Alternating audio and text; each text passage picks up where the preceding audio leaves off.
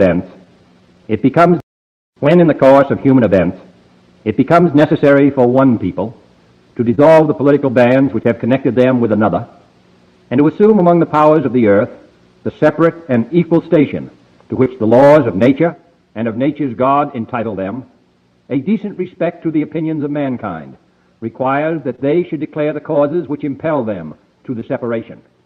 We hold these truths to be self-evident, that all men are created equal, that they are endowed by their Creator with certain unalienable rights, that among these are life, liberty, and the pursuit of happiness, that to secure these rights, governments are instituted among men, deriving their just powers from the consent of the governed, that whenever any form of government becomes destructive of these ends, it is the right of the people to alter or to abolish it, and to institute new government, laying its foundation on such principles and organizing its powers in such form as to them shall seem most likely to affect their safety and happiness. Prudence indeed will dictate that governments long established should not be changed for light and transient causes, and accordingly all experience hath shown that mankind are more disposed to suffer, while evils are sufferable, than to right themselves by abolishing the forms to which they are accustomed. But when a long train of abuses and usurpations, pursuing invariably the same object, evinces a design to reduce them under absolute despotism, it is their right, it is their duty, to throw off such government and to provide new gods for their future security. Such has been the patient sufferance of these colonies, and such is now the necessity which constrains them to alter their former systems of government.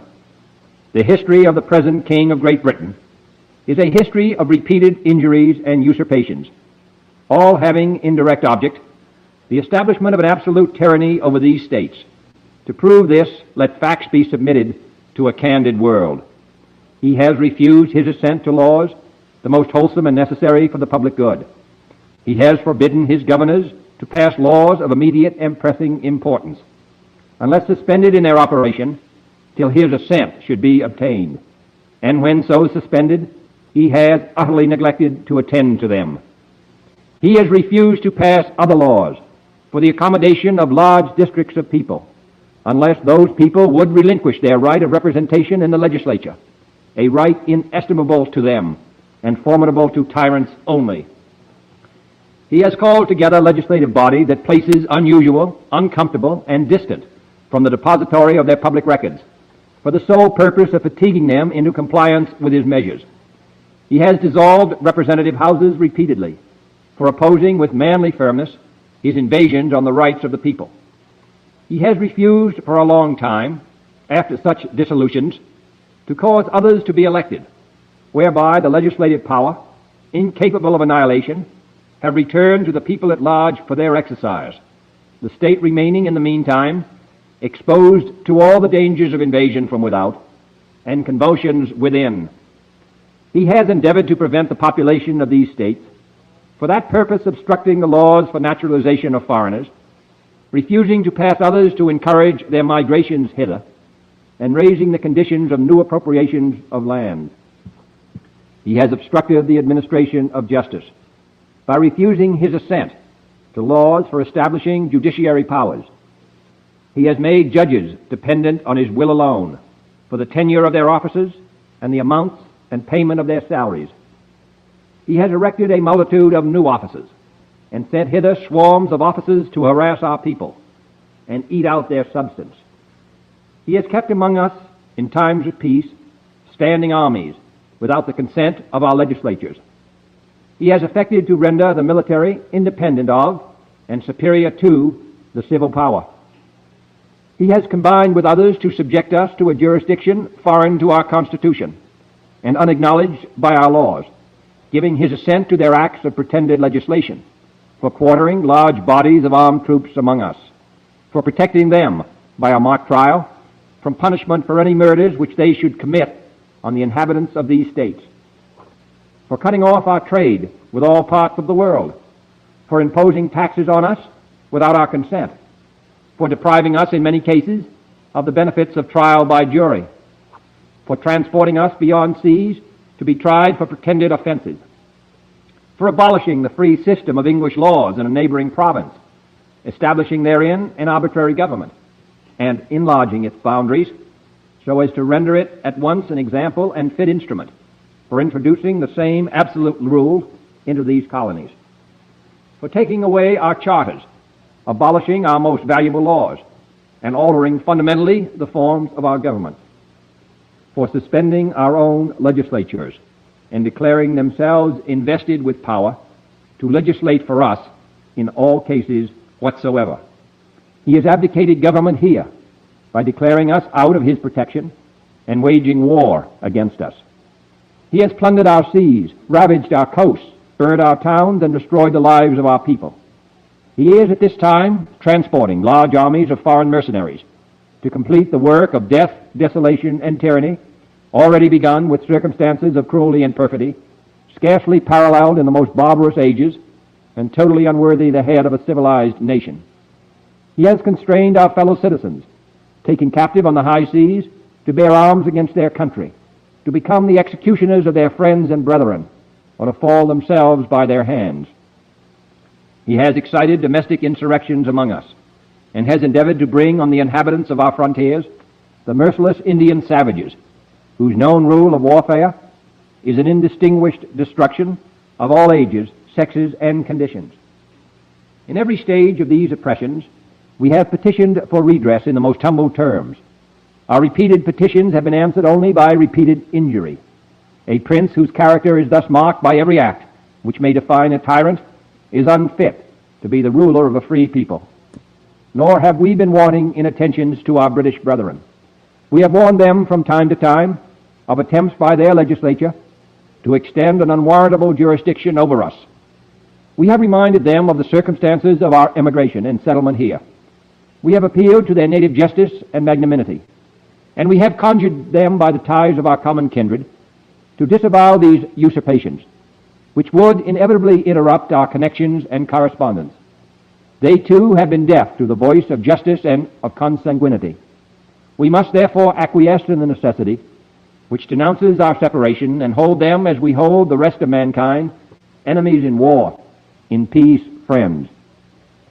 We, therefore, the representatives of the United States of America, in General Congress assembled, appealing to the Supreme Judge of the world for the rectitude of our intentions, do in the name and by authority of the good people of these colonies solemnly publish and declare that these united colonies are, and of a right ought to be, free and independent states, that they are absolved from all allegiance to the British Crown, and that all political connection between them and the state of Great Britain is and ought to be totally dissolved, and that as free and independent states they have full power to levy war, conclude peace, contract alliances, establish commerce, and to do all other acts and things which independent states may of right do. And for the support of this declaration, with a firm reliance on the protection of divine providence, we mutually pledge to each other our lives, our fortunes, and our sacred honor. Love it. Absolutely love that. You guys know what time it is with that. That, ladies and gentlemen, was the Declaration of Independence, written by a very, very great man, Thomas Jefferson, and read by a great man as well, John F. Kennedy. Two men that sacrificed their lives for this country, along with our new fallen soldier that has done that as well, Charlie Kirk. And it's been a week today since one of our heroes, one of our greatest activists, the greatest activist of our time in the last 60 years, wasn't political. He wasn't a political figure. I mean, he wasn't in office or anything like that, but he was definitely political. And he died for what he believed in, and that was God, his family, his country, and free speech. And that's what we're here to do today. We're here to fight for those things, and that's what I stand for in that order. And this is, some people call me Jerry 2.0 or whatever. That's what I am, I guess. But we're here to fight for freedom, sovereignty, justice, life, liberty, and the pursuit of happiness. And again, I couldn't ask for a better group to to stand alongside with me to fight against the evilness of this spiritual warfare we're in. And again, Bitcoin is the base layer of that money, but God is my base layer, my family in this country. And again, as we all stand together, as a reminder, we are all Satoshi and we are all Charlie, and we stand together to fight against this evilness. What is up, guys? It is Wednesday, September 17th, 2025. As you can see here, we're at the Bitcoin block height of 915,160. TikTok, next block. Let me turn the fan on for a second. Hope you guys are doing well. I had a bit of a stomach ache today, but I'm doing better. You know what they say, sit on the toilet and you always feel better. So let's do a roll call real quick. Let's see who here. Samantha Nakamoto, first of her name. Daughter, Satoshi Nakamoto. Welcome in, Samantha. Good to see you, ma'am. Thanks for coming in. How are you? Emily, the beautiful one. Samantha, happy hump day. Yes, it is hump day. Emily, good to see you. Beautiful. How you doing, Jerry? I'm doing good. My stomach is a little, and I'm not going to lie, I've been off a little bit this past week for obvious reasons, but I'm trying to get back into the saddle, and I'm trying to do what I can. Thank you, Emily, for asking. How are you today? His little team's any better? Yeah, he is. I just gave him his medicine. So the next time I got to give it to him is at 7:30 my time, 10:30 East. So he's doing better. Thank you for asking. Good day, everyone. Sean, how are you? Sean Pepe. How are you, man? Good to see you, brother. I got you on the wheel. Hey, Pepe. Hey, everyone. Backpacker, how are you, sir? Very good to see you. How's the family, man? Good to see you, Backpacker. BTC Backpacker, how are you, sir? Hello, everyone. Hello, Emily. Fanny, how are you, ma'am? Very good to see you. How the kiddos? And how are you today? Welcome back in, guys. Sam, hello. Hello, Fanny, Anonymous Flipper, and Holler. Love you all. Yes, absolutely. Pepe, hello, kind sir. You stacking hard enough? Love you too, Miss Emily. Hi, Backpacker Emily. How's our cutie pie Flipper today? Yes, how is she today? She's mad at me because I won't let her longboard. Let her longboard. Hello, a bad mommy. Well, you got to say no sometimes as the mommy. Lauren Stern, what's up, brother? How are you? Good to see you, man. No relation to Howard or David, but he is a funny and a good man. Both men were funny. Howard is a funny guy, but I don't know about he's a good man. David Stern was a pretty good guy. Lauren, how are you? Good to see you, man. Hello, Lauren. I just harvested our corn, going to make homemade corn chowder. Yummy. Wow. That does sound good. That sounds awesome. Thank you for letting us know that. Hi, Emily and Samantha Nakamoto. Hello, Pepe. Hey, Jerry. Hey, Bitcoin fan. Vic, how are you, man? Good to see you, brother. How are you? How are the kids? And how's the weather out there, brother? Good to have you back, man. Oh, wow. Farm to table corn chowder. Delicious, Fanny. Yeah. Hi, Lauren, sir. Vic Shoots, how are you? Lauren, I'm doing all right. How are you? We the people. That's right, brother. That's right. I'm probably going to wear this shirt every day. Is this we the... Yeah. Love this shirt, man. Let me show you. We the people. Right there. We the people. We the people, Backpacker. You know it, brother. God, family, country up in here. Hello, Vic. Emily, much love. Here's Vic. Here's BTC Backpacker. How are you? BTC Backpacker. Lauren, Samantha, Vic, Pepe. Boom. BTC Backpacker. Hi, Samantha. Vic Shoots. Hey. She's such an adventurer. She's such an adventurous, Fanny. Yes. Hi, everyone. Magic Moolah. What's up, brother? Good to see you, man. How are you? Got a funny feeling I'm going to lose a big portion of my audience because I'm Jerry 2.0. That's okay. So I can get some new people in here that haven't been involved with Bitcoin. And we can get some patriots over here that want to hear about the things that I have to say. I am going to talk about Bitcoin, obviously, but it's not going to be the main focus. There's a lot of things right now, these demonic people that we're going to have to fight against. So I'm going to be talking about those things.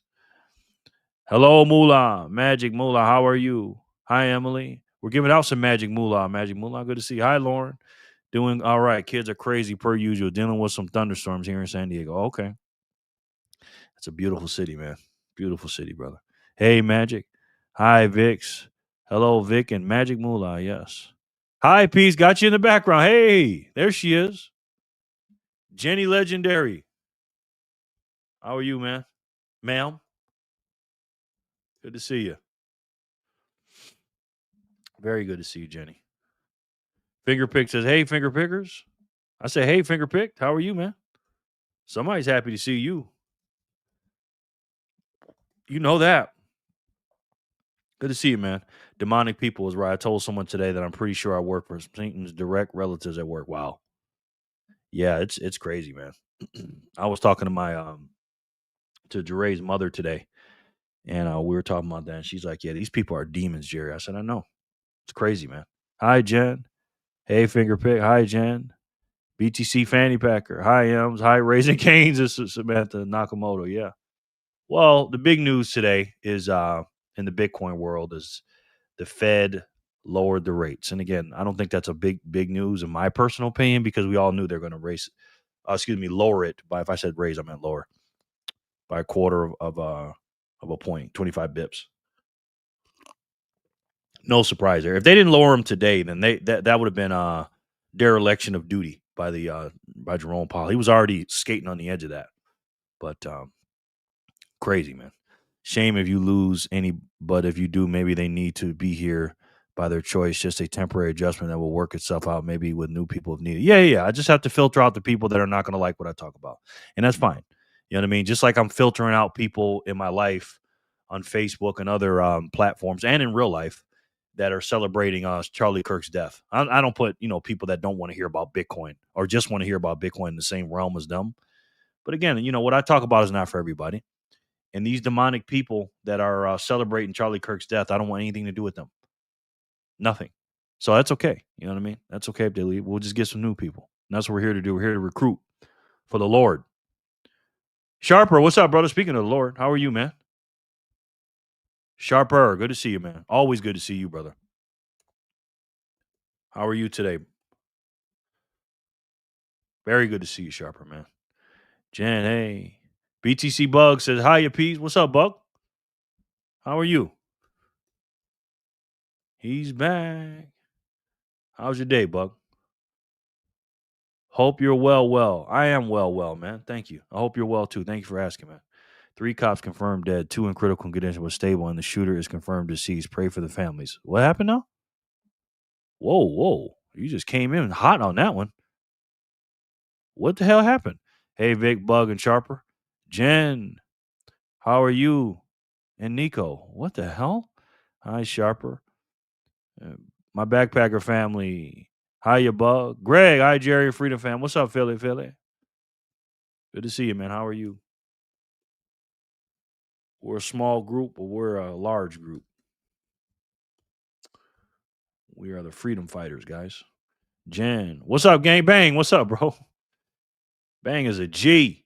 Look how many G's he's got in his name. How you doing, man? Good to see you, bro. Can you believe it's been a week since Charlie got publicly executed? Because that's what happened to him. He got publicly executed. Can't nobody tell me no different. Good afternoon, sir. We are good. How goes it? Hey, Sharper, what's up? BTC Bug. Hello, Sharper. Going good, Jen. Thanks for asking. Bangarang, boom. Sharper. Hello, Sharper. Bangarang, hello. Hi. Sharper, Emily, Backpacker. Everybody, hello. Nice, Samantha. Samantha Nakamoto. Backpacker, what was the warrant they were executing? Yeah, what in the world happened, man? How are you? Hey, Jen, what's up, stranger? Commercial break. What's up, brother? You know somebody's happy to see you. How was your day today, sir? Good to have you back, man. Good to have you back. Hey, Greg. Lauren, hi, just cooking right now. Nice. I got my other glasses, yeah. Hello, guys. Salute to you. Fanny, Bug, Greg, BTC. Hey, Emily, Lauren, and Sharper in Philadelphia. Limited details released to the public. Okay. Yeah, Jerry, in Pennsylvania, cops got killed. Huh. I have to look that up.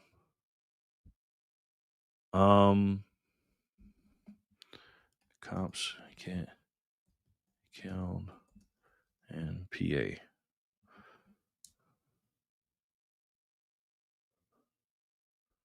Let's see.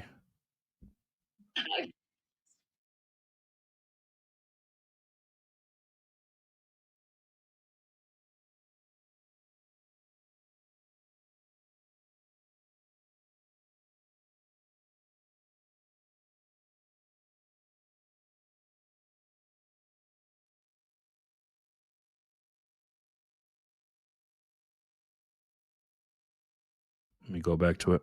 Again, the Pennsylvania State Police is taking over this investigation early on. I'm going to bring in ABC News' Ike Jachi. He's following the very latest here for us. So again, officials, they're just addressing the media. We sort of caught the tail end of it there. But what more do we know about what unfolded there, Ike? Yeah, Kay, as we know, as you just heard that officer say right there, is that this is an involving investigation. As we know, this shooting just happened under a few hours ago, and the information is still starting to come out drip by drip. But here's what we know right now. We're being told just a few hours ago that a shooting involving police officers occurred in North Cadorus Township, Pennsylvania. That's essentially the southern part of Pennsylvania, according to state officials.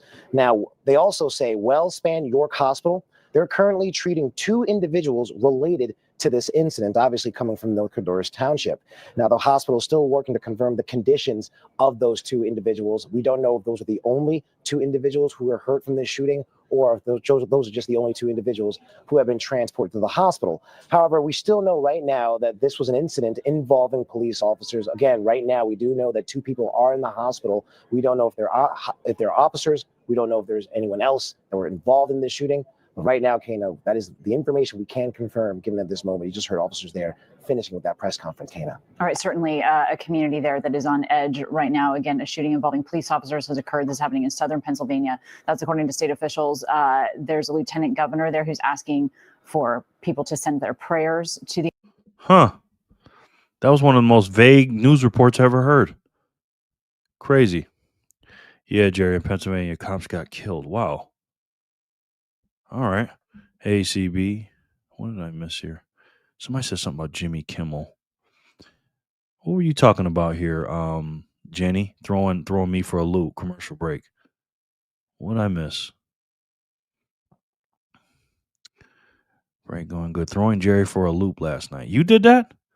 How are you? They did a press release, but very limited on the actual detail. Okay. Also, Jimmy Kimmel got canceled due to Charlie Kirk comments. What? Kimmel canceled. Oh boy, this is...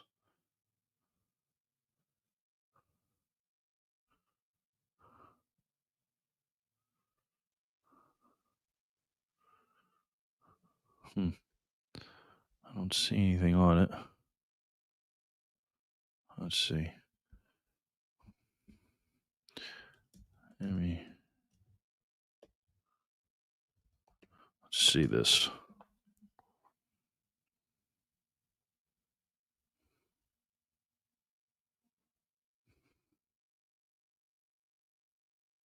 Wow. Let's hear what he said. Let's hear what Jimmy Kimmel said. Desperately trying to characterize.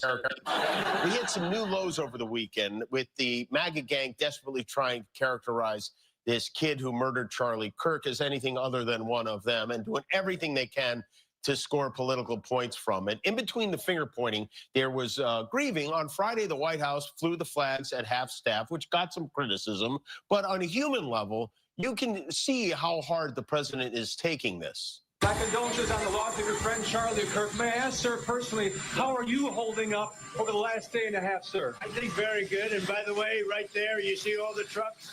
They've just started construction of the new ballroom for the White House, which is something they've been trying to get, as you know, for about 150 years. And it's going to be a beauty. Yes. He's at the 4th stage of grief, construction. What a piece of shit, man. Demolition, construction. This is not how an adult grieves the murder of someone he called a friend. This is how a 4-year-old mourns a goldfish, okay? Wow. Oh, my God, these people. High commercial break. It wasn't Philly. It was York, Pennsylvania. Greg, correct. It hasn't been confirmed what the warrant was for yet. Jen, how did I throw Jerry? That's what I want to know. Crazy times we're living. It's like 2020 2.0. Yeah. Did he really? Kimmel going bye-bye. Good. We can only hope. I can't stand Jimmy Kimmel. Me neither, man. Kimmel was still on, right? Quinn, hey, the beautiful one. Another beautiful one. Quinn, how are you, man? Quinn, the winner. Welcome back, man. Very good to see you. How goes it, man? About time, BTC Backpack. Good to hear about Kimmel. Yes. Happy hump day, Quinn, the winner. Hi, Emily. You too. What happened in PA? I am in PA and didn't hear anything major today. Yeah, I guess there was some cops that got shot. Hello, Quinn the Winner. Hello, Lauren. How are you? Buffett? Buffet? Bye, Felicia. That was definitely on call for. Yeah, that dude is a trip, man. Let me see. I want to see a video about him getting canceled. Major breaking. Disney's ABC is pulling Jimmy Kimmel off air nationwide effectively immediately and indefinitely following his remarks about Charlie Kirk's killing her. Yeah, this might be the end of Kimmel's career. FAFO, you piece of trash. You made a mistake about it. Doing everything they can to flew the Over the last day and a half, sir. What up? Pulling Jimmy Kimmel definitely after late night. Threatening immediate action against. Wow. What a piece of shit, man. Whoa, let me look. Let me look. That's sad. Yeah, I'm going to look at it. Free speech has consequences. Just saying, yeah. Skinny Luther Vandross. When the money is broken, people are broken. That's right, Skinny Luther Vandross. How are you, man? Skinny Luther Vandross. I'm going to call you SLV, man. SLV. How you doing, man? Good to see you back, brother. Doing good, Quinn the Winner. Thanks for asking. No doubt. Got a couple of clips I want to show you guys, man. Candace just started her show, and I wanted to watch a little bit of that because you know she's not happy. So let's check out Candace Owens real quick, and let's see what she's got to say.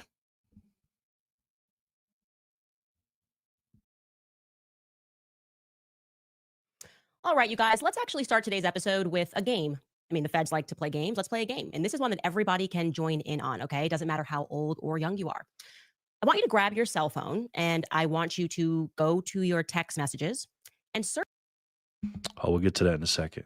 Always funny to tune in right when Jerry says, this makes me sick. Or what up? Hey, yo, everyone. Kramer, what's up, bro? How you doing, man? Good to see you, bro. Kramer. Good to have you back, man. How are you? Hey there, Kramer. I thought she was going to make us all zap her. You thought she was going to make us all... Oh, that's the funny game? Jay, what's up, bro? Jay, you a funny dude. Good to see you, man. Let's see what she says, man. The great Candace Owens. No matter how old or young you are. I want you to grab your cell phone and I want you to go to your text messages and search for certain terms, okay?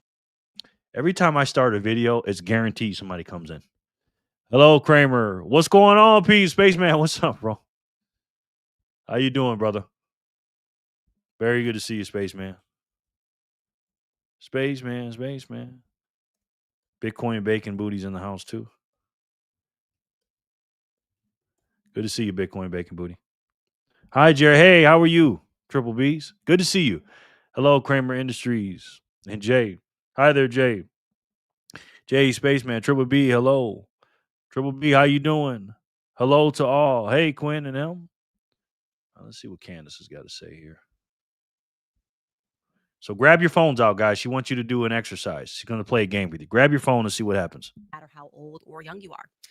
I want you to grab your cell phone and I want you to go to your text messages and search for certain terms, okay, that you just use when you speak to your friends. Terms that were just casually tossed into a conversation, the alleged conversation held between the 22-year-old alleged killer of Charlie Kirk, Tyler Robinson, and his 22-year-old boyfriend, Lance Twiggs, okay?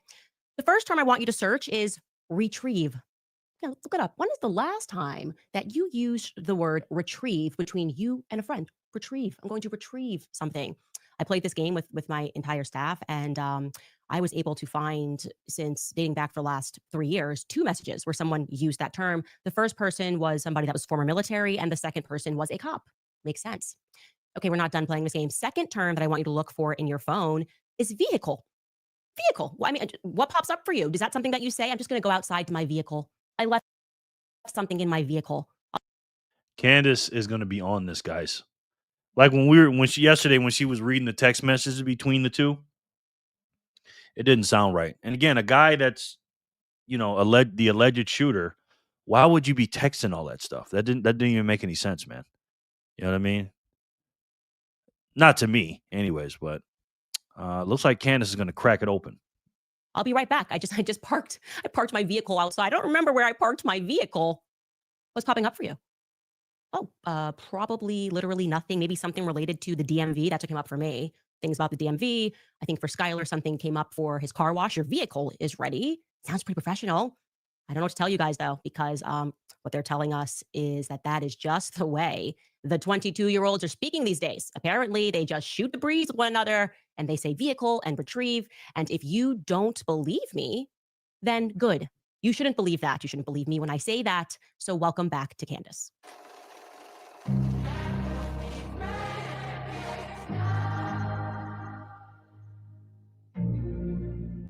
She is not happy, ladies and gentlemen. I love vehicles, love fast vehicles. I'm a big vehicle person, said nobody ever. The text messages that were released yesterday in the indictment of Tyler Robinson make perfect sense if you don't think about them at all. Like literally, if you suspend all reason, all rationality, then they can make perfect sense. That's the only way. You just have to stop thinking. You got to get to that point where you're like, are we still talking about Jeffrey Epstein? No, to be fair. Now we are more broadly considering how stupid the feds believe that we are.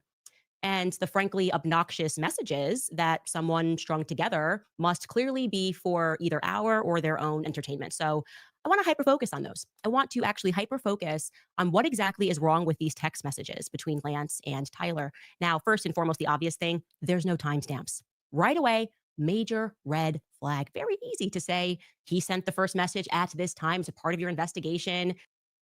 Yeah, I was watching Kash Patel in a hearing today in the House. And boy, they were digging into him. I want to watch that later. Scotty sends in 99 sats, says, hello, Jerry. How's it going? Good chance I will fall asleep. So yell loud if I win a spin. I got you, man. Thank you, Scotty, for that great donation. Another one. They need to show either text conversations he had to compare his style. Yes. Yes. Thank you, Scotty, for those 2 big donations. I appreciate you, brother. Yeah, I agree. Man. And in this episode, the episode of my show, we call it the Great Awakening. Okay. And I want to talk to you guys about that today because I was really thinking about it, right? A lot of people got woke up. What happened to Charlie Kirk, ladies and gentlemen, was obviously atrocious. It was very violent, and it just seared a memory in a lot of people's head that they'll never get rid of ever, right? And this wasn't a murder. This wasn't an assassination. They call it. Again, I call it the public execution of Charlie Kirk. He was publicly executed. And I call this the Great Awakening. And there's a few levels to this. There's 3 levels. Number 1 is people are learning who Charlie Kirk was. There's a lot of people that weren't awake to Charlie Kirk. All they know is they heard the name Charlie Kirk. They didn't know who he was. They may have watched a few clips not knowing it was him or just whatever, passing by. But then I'm watching a lot of videos, guys. They're like, man, I never even heard of Charlie Kirk. And I'm going to show you one video of a beautiful young lady talking about that. And then once they watched his videos, they're just like, how could anybody well, first of all, murder him, number 1. But number 2, celebrate his death. How could they do that? That's the first level of awakening. The second one for me, at the same time, we are learning about people and who they are and how they are, right? Because I'm drawing the line in the sand for me. If I see people celebrating Charlie Kirk's death, I don't mess with them at all, right? If I see somebody indifferent about it, I don't care about that. You can be indifferent or don't say nothing. That's your prerogative. But when I see somebody crying about it or sad about it, I'm like, okay, this person is a human being. They have empathy. Empathy. A word is not used too much. Good people have empathy, not reptiles. Reptiles have no empathy because they're reptiles and demons, in my opinion. And if you're celebrating this man and you're desecrating memorials and things of that nature of him, you're bottom of the barrel, in my opinion. So that's the second one. The third one is, and most importantly, You are learning who you are in this great awakening. I believe that. I didn't really understand, first of all, how much I really admired Charlie Kirk, how I would deal with a public execution this way, and also how I would deal with the aftermath and how these people are doing these things and the lies. And we've gone through the pandemic and we've gone through some people dying and stuff like that. But this one takes it to another level. It really shows what kind of person you are. And I am a very empathetic person, and I wear my heart on a sleeve, and I'm a very emotional person. I'm logical, but I am emotional. I'm half and half my mom and my dad. My mom is a very emotional person, and my dad is very logical. My dad was like a reptile. He didn't have any emotions at all. My mom was very emotional. So I'm a mixed breed with them. I use my logics, but I'm also emotional as well. And that one tore me apart. So that's why I call this the Great Awakening. Again, it's awakening people to who Charlie Kirk was. Number one. Number two, you find out who these people are after he died, what kind of person they are. And number three, you find out who you are. And I truly believe that the world has changed now. It absolutely has changed. And I'm hearing people say some of the things, not saying that I made it up, but about a spiritual war, about demons and angels and good versus evil. Again, this ain't Democrat and Republican stuff, guys. This is evilness. You know what I mean? And there's a lot of it. And I think we need to focus on the people that are indifferent, or focus on people that, even if we think they're evil or brainwashed or whatever, just like God can forgive, we can forgive too and bring them back to the fold. But I think we need to work on people that are somewhere in the middle. And, that's why I call it the Great Awakening, because again, the world has woken up, and I believe our world will never be the same. This is kind of like a Martin Luther King / JFK 2.0 mixture in 2025. I really believe that. So, boy, oh boy, oh boy, she's on a mission. She's not going to stop. Yes, she's not. VHF, what's up? Vic, boom. Vic, what's up, brother? VHF, how are you, sir? Good to see you, man. Very good to see you. VHF. I don't know why I got that on. How goes it in Canada, man? How goes it in Canada? We are not supposed to ask questions. They feel our job is to shut up and eat the bullshit fed to us and never question what we are told. It's hard to do, man, after the scamdemic. People are waking up, man. They really are. Jerry, I agree with the Great Awakening. Not only are there going to be a lot of Charlie Kirks being born, but also a lot of people, liberals, starting to realize they are where they actually stand. Yes. Yes, yes, yes, Vic. Jor, what's up, man? Jor, hello, field lovers. How you doing, Jor? Jor for the score. Jor, good to see you, man. Are a lot of people talking about this stuff in Canada, Jor? With Charlie Kirk and stuff, or no? Nobody really cares. Good to see you, Jor. Let me put Arn Dog on here too. Always a pleasure to have my boy Jor up in here, man. Charlie said empathy was a damaging new age term, though, so I am unsure where to go with that. Well, that was a little bit out of context, and he did say that. But if you look at the long form video on that, he was saying it in the context of something different. And if I pull up that video, I'll show it to you, Quinn. But I hear what you're saying, because they're using that. The demons are using clips and things are out of context, Quinn, to and I'm glad you brought that up. That is a good point. He did actually literally say that. They're using clips of him saying stuff like that and basically trying to show that he's a racist and he's a misogynist and, he's a white supremacist, and showing out of context clips. But we got to do our own research. I'm not sitting there telling you to study Charlie Kirk, but if there's something you're questioning, look up that term, look up the whole video in context, and then decide for yourself, because it's always about the context, Quinn. You know what I mean? 100% agree, Jerry. This is a great awakening. There is much more to the story than we know. Yes, I agree. Packer, Lauren, and Jor. Boom. Hello, Jor. Hey, Jor. I have no emotion. Okay. The awakening has been happening since 2016. Yep. Or 2015, since that man came down the escalator. Hello, Jor. You had the Maple Bitcoin guys. You and the Maple Bitcoin guys had good videos today. I didn't see those. I got to check those out. You reminded me of Black conservative perspective with the with the oh boy. yeah. That's why I think that's where he got it from. Jerry, boom. I'm great, brother. Good to see that, man. Thank you. Glad to hear that, brother. VHF, Emily. Yes, Vic Shoots. Sure. Isn't Greg such a good freaking reporter? Doesn't he do such a good job, Emily? Greg from the Black Conservatives perspective. Good to see you, man. Good to see you too, man. You know that. The Kirk killing is a big thing up here where I am. Okay. I don't pay any attention to I thought he was going to say I don't pay any attention to Charlie Kirk.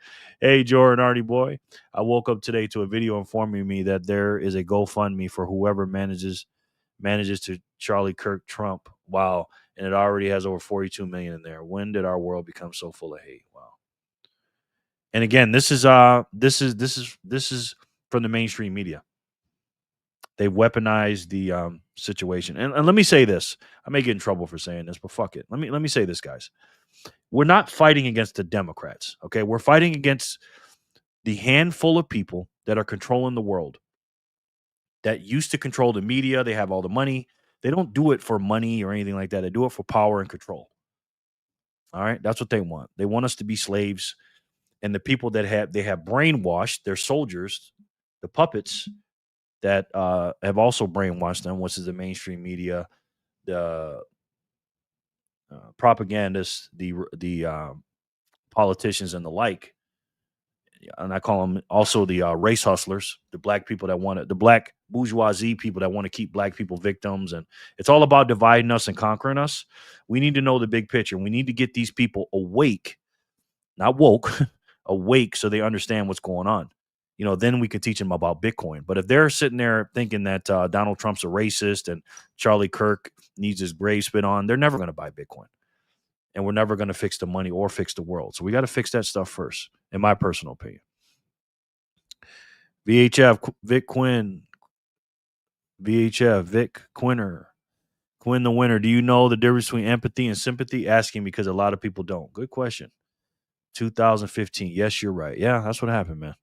I do see both sides of it in my feed, which honestly I'm thankful for because I get both views at the same time to research more on. Yeah, and that's what I'm going to do. And a lot of you guys are going to get mad at me for that, for showing both sides. You know, when I show some of the propagandists and some of the people on our side, I just don't want to live in an echo chamber. And I want two things. One, to look at both sides so we can be fair.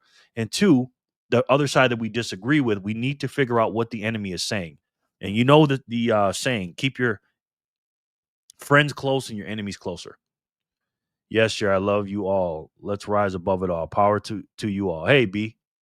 Good to see you, man. How are you? Welcome back in, brother. Very good to see you, man.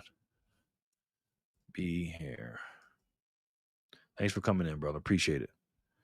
Both views on what? On everything. If you're talking to me. My mother's pastor talked that he was a Christian. My mother's pastor talked that he was a Christian. She did not know who he was as well as me. Yeah. Yeah. He reminds me so much of you, Jerry. Yeah, that's what I was told. That's why I went to his channel. I had so many people telling me, yo, man, you got to check out Greg. You got to check out Greg. I said, all right, I'll check him out. Greg and Jerry are my go-to news. I don't have any news, man. But thank you for saying that, man. I appreciate it. Empathy is deeper than sympathy, Jen, in a very basic level of explaining. Empathy is being able to place yourself in another's shoes. Yep, I agree. What's the difference, Jen? Is it that sympathy is empathy without action? Fighting against evil. That's right. Amen. We are all humans with exception to 5 to 10% who are gone forever. Yeah. It might be higher than that, man. But I don't know. But that's a good point. That's a good point. There's some, oh my goodness. The best way I can explain it is that sympathy is feeling bad for someone while empathy is actually feeling the same thing by sharing the feelings. Okay. Lauren, Samantha, M. I have sympathy, but not empathy. Okay. Quinn the winner. Essentially, Charlie said in that video that he doesn't believe in empathy because he doesn't believe it's possible to actually feel the feelings of another person. Good point. Be here. Jen, VHF, it's trying to identify and be there for someone who is going through stuff. Not just saying, hope you're okay, bro, but saying, what can I help you with? I've been through it. Yeah.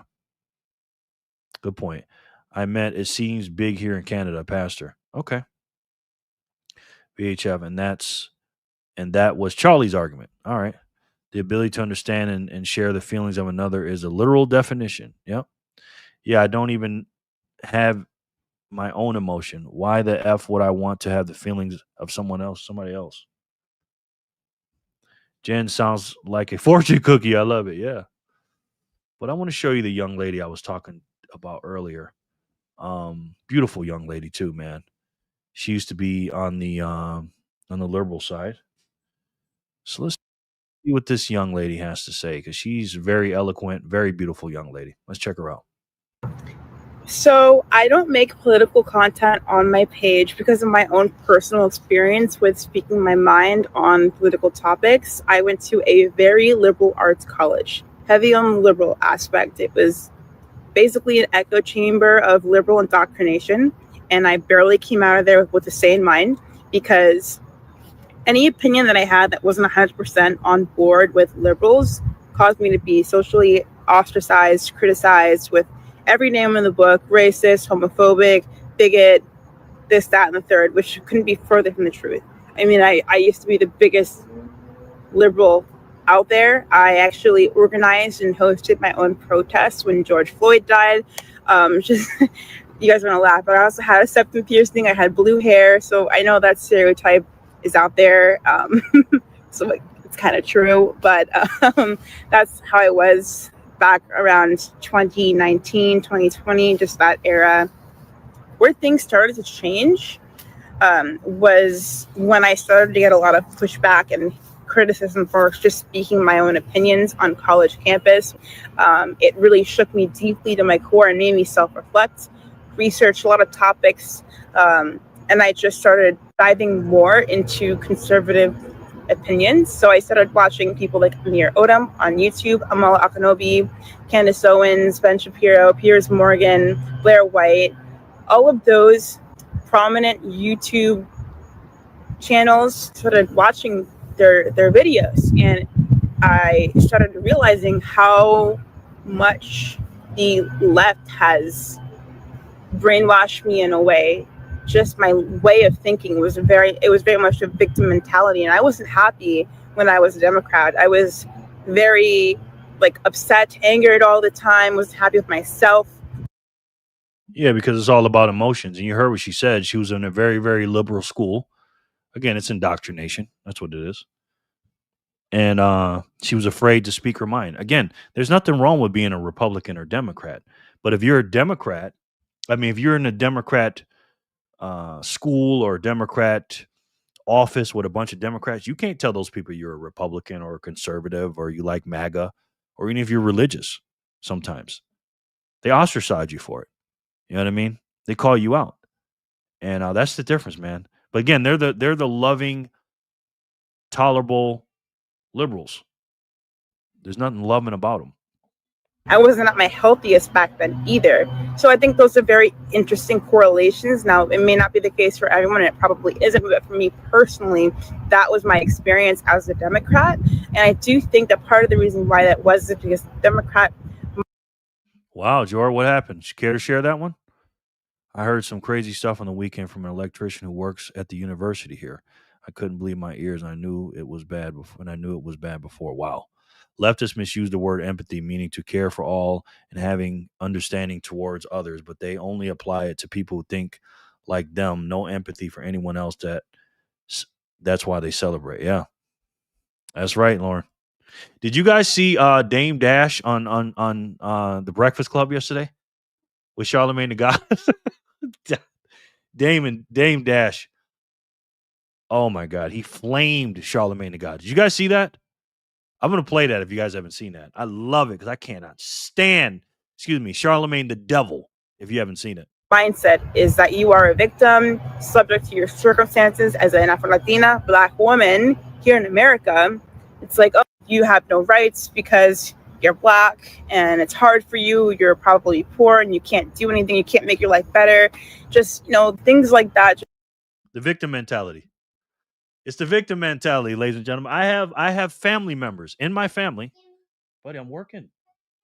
Come give me a hug. Come here. When you see Papa's talking on this microphone, you know I'm working. Okay? too. Okay, but I'm working. You know, I come out there and I give hey, look at me when I'm talking to you. When I take a break, I'll come out there. Okay? You're just being greedy. I just gave you some food. You just want more food and more food and more food. Okay? Okay. Give me a hug. Give me a kiss.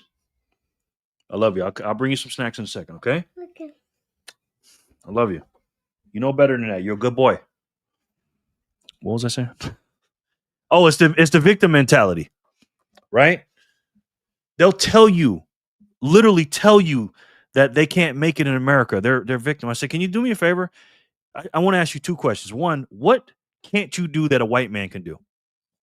Tell me that, number one. And then number two, what country treats black people better? And if that's the case, tell me why you're not at that country. Tell me why you're not in that country. These people make me sick, man. This is my family. How is congestion today? Hopefully better. Yeah, he's better. He's a little bit better. Matter of fact, I'm about to blow his nose in a second. Hi, little Teeves. I love food too. Me too, man. Kids are bottomless pit when it comes to food. LOL. Yeah, but I just gave him. He just ate a meal and I just gave him a snack. So doesn't end, Jerry. It's redirecting. It's also exhausting, but that's what it is. Yeah. I know. But the victim mentality, man. You cannot tell, like, literally my black friends and my family members get mad at me when I tell them I'm not a victim. They'll call me a sellout and a white supremacist. If I say I'm not a victim and I can do whatever the hell I want, oh, you're a sellout. I said, really? I'm selling my race out. Okay. You're Uncle Tom. I said, okay. I'm an Uncle Tom. I said, well, this is what I want. You tell me. I said, I want the black fathers in the home. That's the problem. That's the major problem. They're not in the house. Number one. Number two, the black woman is married to the government. That's what it is. And it's done on purpose. It's done in 1968 by Lyndon B. Johnson. And he said, and I quote, I'm going to make sure these N-words vote Democrat for the next 200 years. That's what he said. The crime, the poverty is done on purpose. They keep them victimized. Drugs, terrible music, terrible culture in black community. Not all black communities, but most of them. And what happens? Well, you see what happens. And then they'll say, oh, well, why is Trump demonizing black people and bringing the National Guard in the black neighborhoods? It's simple. That's where all the crime is. You said you love black people.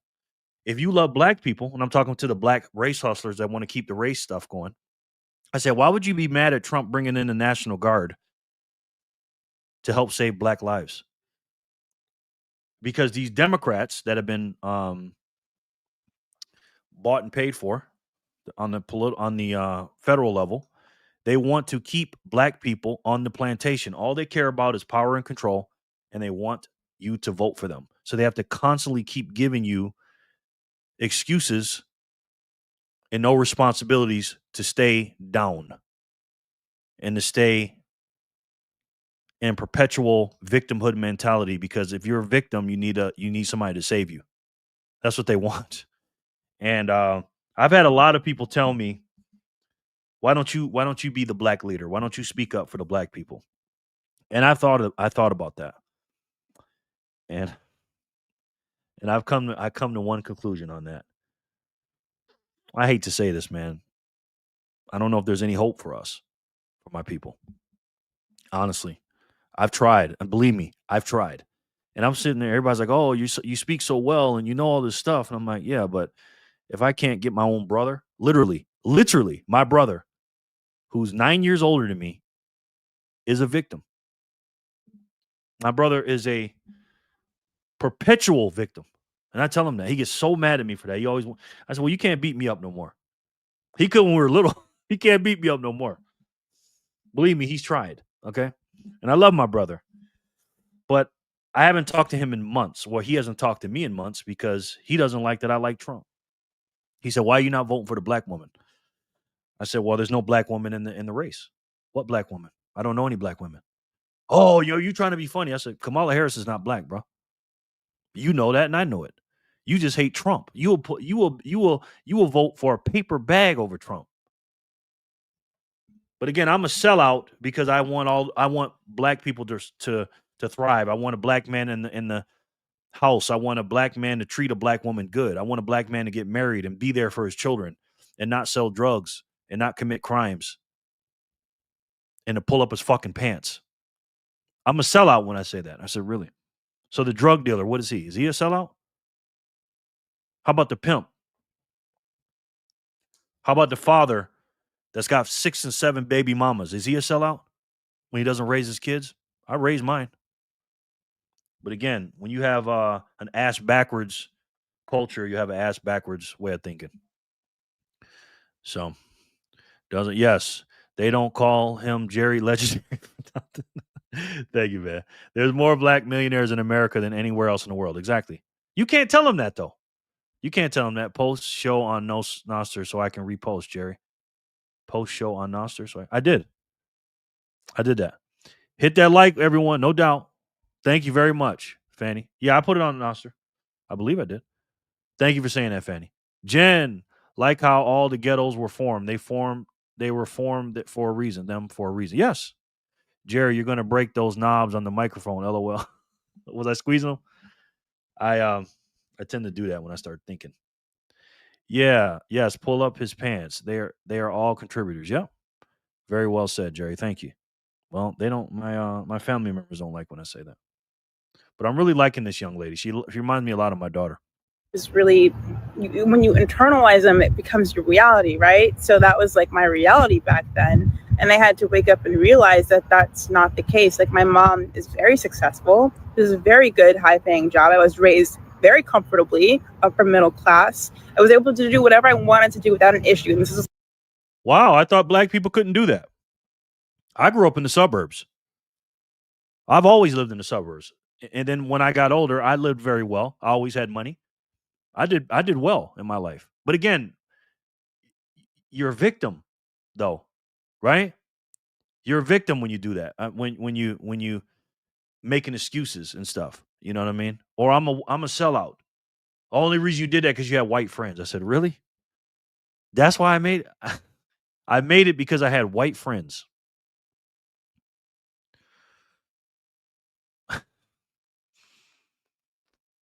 Don't get me started, man. like when I was growing up. So the whole idea that just because I'm black, I can't make the most of my situation is just completely false. Same applies to my family. There's hardly anybody in my family who's really struggling.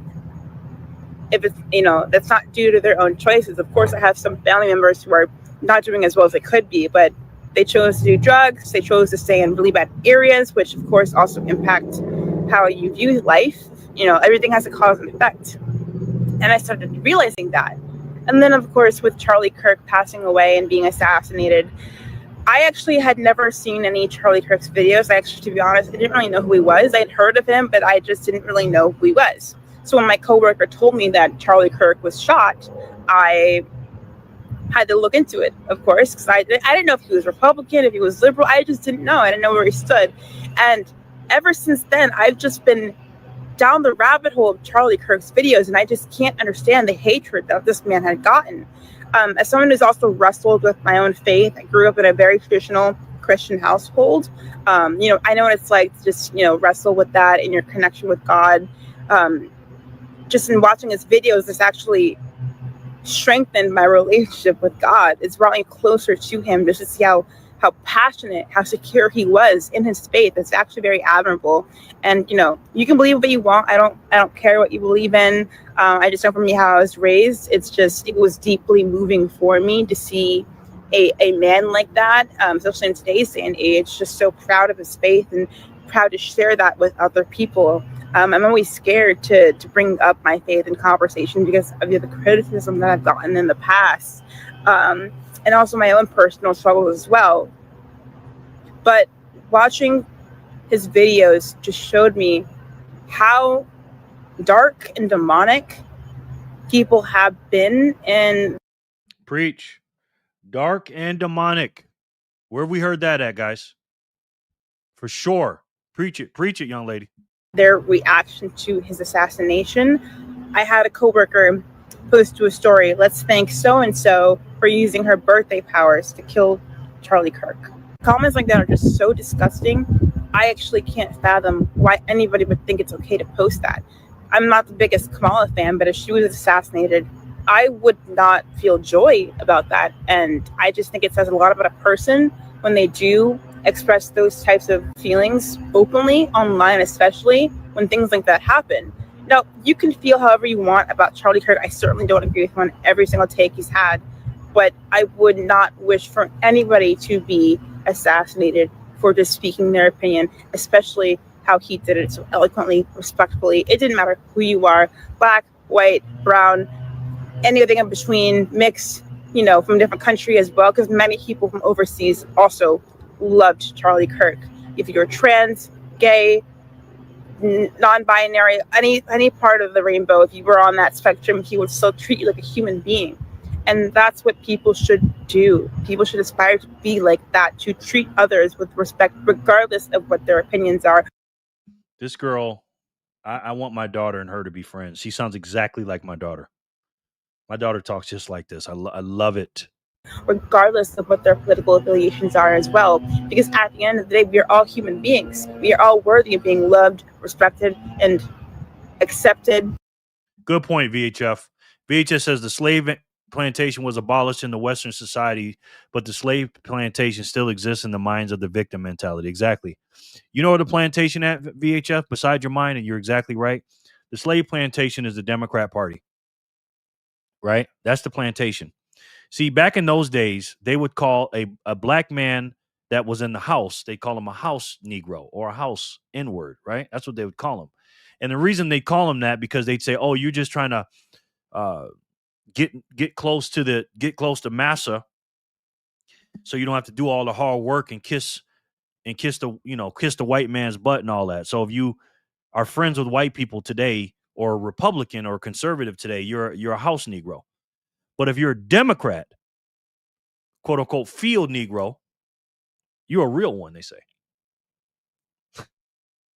I said, so if I'm a black man that, let's just say I'm married to a black woman, got all black kids, all black grandkids, everybody in my family's black, because I say, nah, I don't want to vote for Kamala Harris, I want to vote for Trump, I'm a house Negro and I'm a sellout because I'm not a Democrat. See, these black people out here, these I call them race hustlers, the black bourgeoisies, the black millionaires that tell you you're a victim because they're millionaires, but you're a victim. They'll say you don't like black people because of that. No. They don't like black people. You have to be a Democrat in order to be a black person. They don't give a shit about black people. All they care about is Democrats. That's it. Since Jimmy Kimmel's off the air for the time being, you can finally get the network to greenlight your show. 2.5 meals? 2.5 meals. I don't think that's my show, sir. They use the perception of the victim mentality to their benefit. The Dems, that is. Yeah, exactly. Let's finish this one up and then we'll spin the wheel.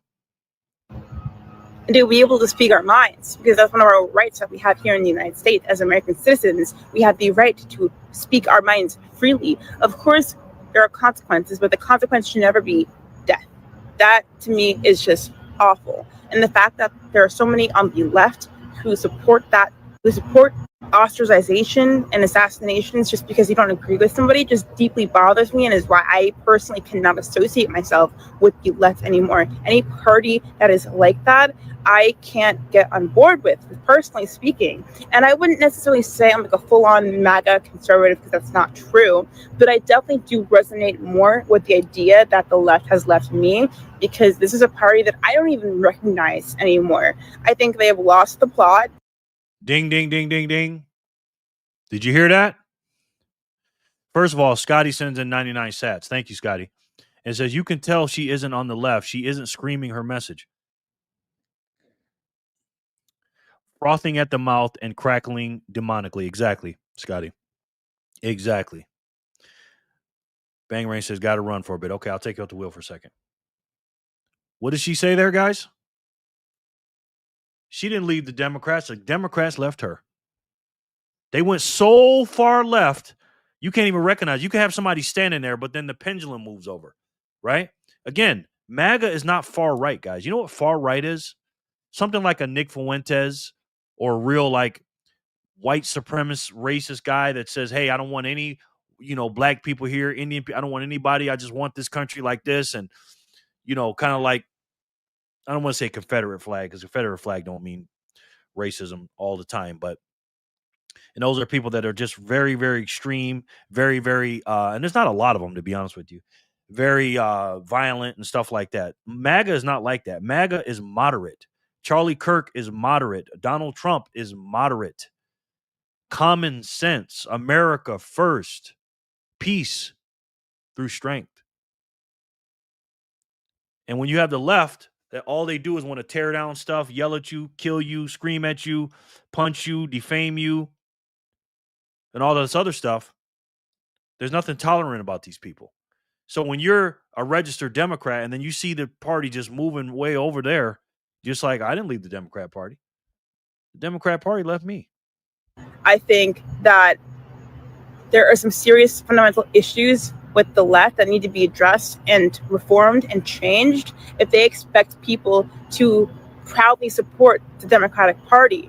Now, the right obviously is not perfect. There are some issues there as well, but I don't see people on the right celebrating horrific events like that. I really don't. All I see is just people who are accepting, loving, kind. They advocate for, the uplifting of America and American citizens to make this country the best it could be, to advocate for a free market, to take advantage of this country and all the joys it has to offer, loving yourself, loving others, and respecting your relationship with faith and just traditional values, which I think have been lost. There's nothing wrong with traditional values. That should also include gay rights as well, because traditionally speaking, we've had gay rights for a long time now.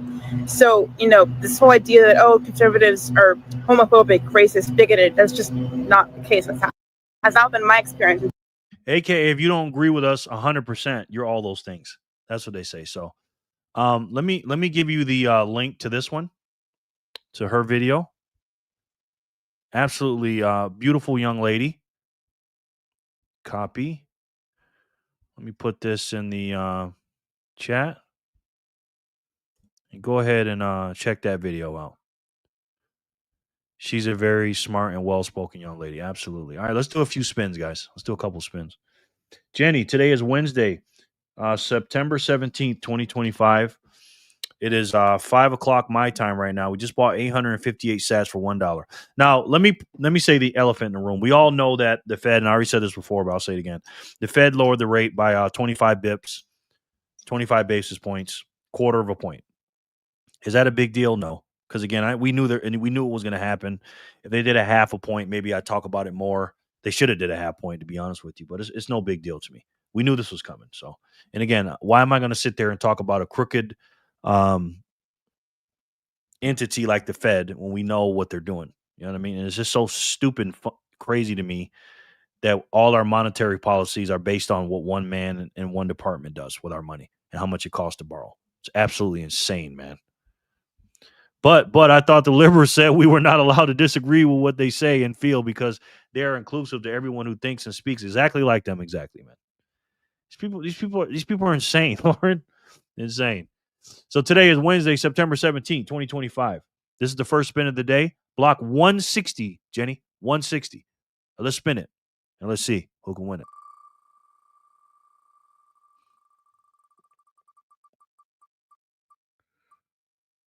Samantha.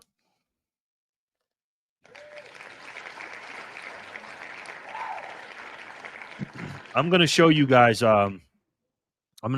Pierce Morgan's latest episode, I think it is. And let's just say again, we got to look at the both sides. River has already adjusted the amount of interest they give on cash due to rate cut. Oh, wow. Nice. Congratulations. Yep. Let's just say some sparks was flying on Pierce Morgan's show. 161.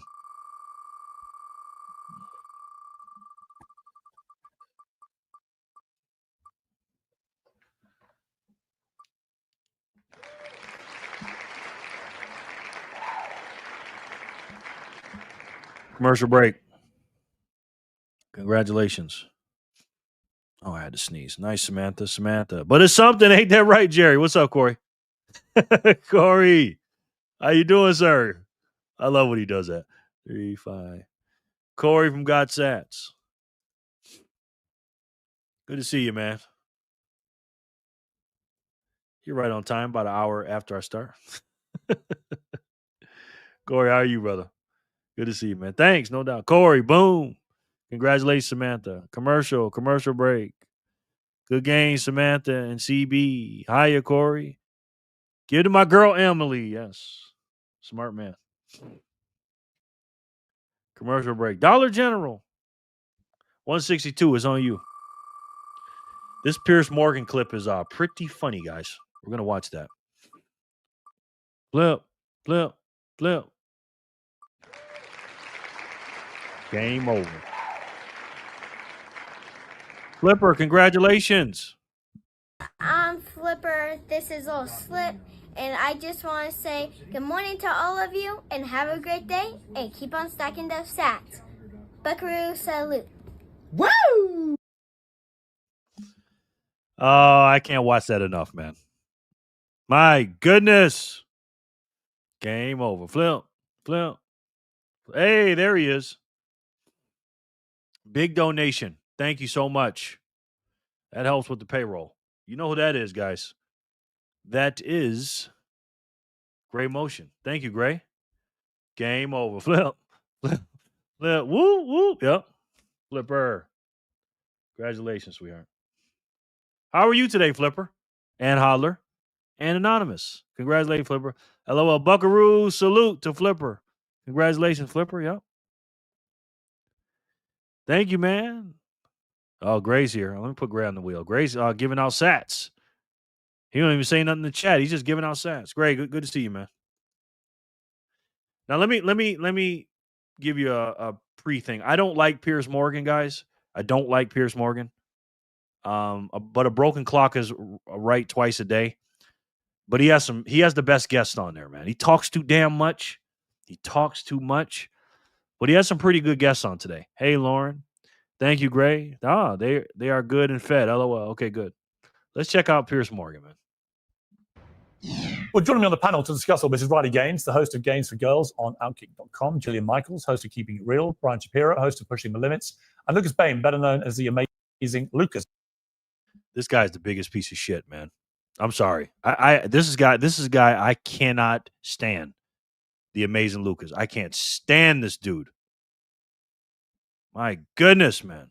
Okay, well, welcome to all of you. Brian Shapiro, I was sickened by what happened to Charlie Kirk. I think we can probably all agree. I hope we can all agree. It was sickening, although I had Destiny on the other night who couldn't bring himself to condemn it because Donald Trump hadn't said the right thing for him, which I think is a lamentable piece of moral cowardice. So let me just start by asking you, I presume you condemn and were horrified by what happened to Charlie Kirk. Absolutely. I was on the air, Pierce, when it all happened. I got emotional. The first thing I thought about were his kids and his family. This is not only bad for Charlie Kirk, obviously, and bad for his family. It's bad for America. And I also feel for everybody that. Great Motion. How are you, sir? Thank you so much for that big, humongous zap. Appreciate you, brother. That was traumatized, that was there that day, that had to see that. Now, with that being said, of course, I didn't agree with basically. You see how they do? Oh, Charlie Kirk's a good guy, such and such, but these people make me sick, man. Anything that Charlie Kirk stands for. But with that being said, anybody that's celebrating his death, I think that's despicable and it's disgusting. And I've called that out and I've been very consistent on my opinions since day one. If there's one thing that me and Charlie Kirk certainly agreed on, it's civil discourse and having political debate. I enjoy doing this show, Pierce, and I enjoy having respectful discussions with people that I disagree with. So this is a horrible, horrible situation. We could never condone political violence, no matter what side of the aisle it comes from. Why have so many people on the far left, the woke left, been so brazen in their gleeful celebration of what happened to Charlie Kirk?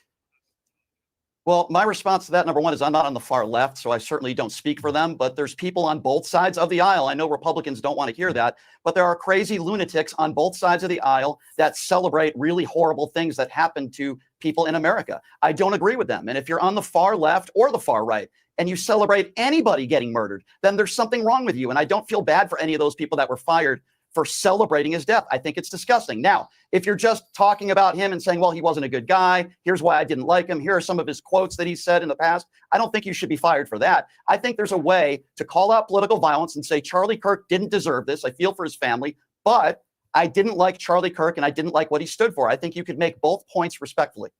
Okay, Lucas Bean, I've been pointed out to me that you've posted some messages about Charlie Kirk on your Instagram, which we're going to show here. One is a post as a parody of a Jubilee debate. I'm doing one of these myself soon.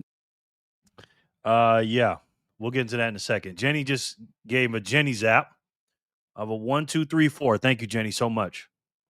I really appreciate that. You know that helps. Thank you, ma'am. Very much.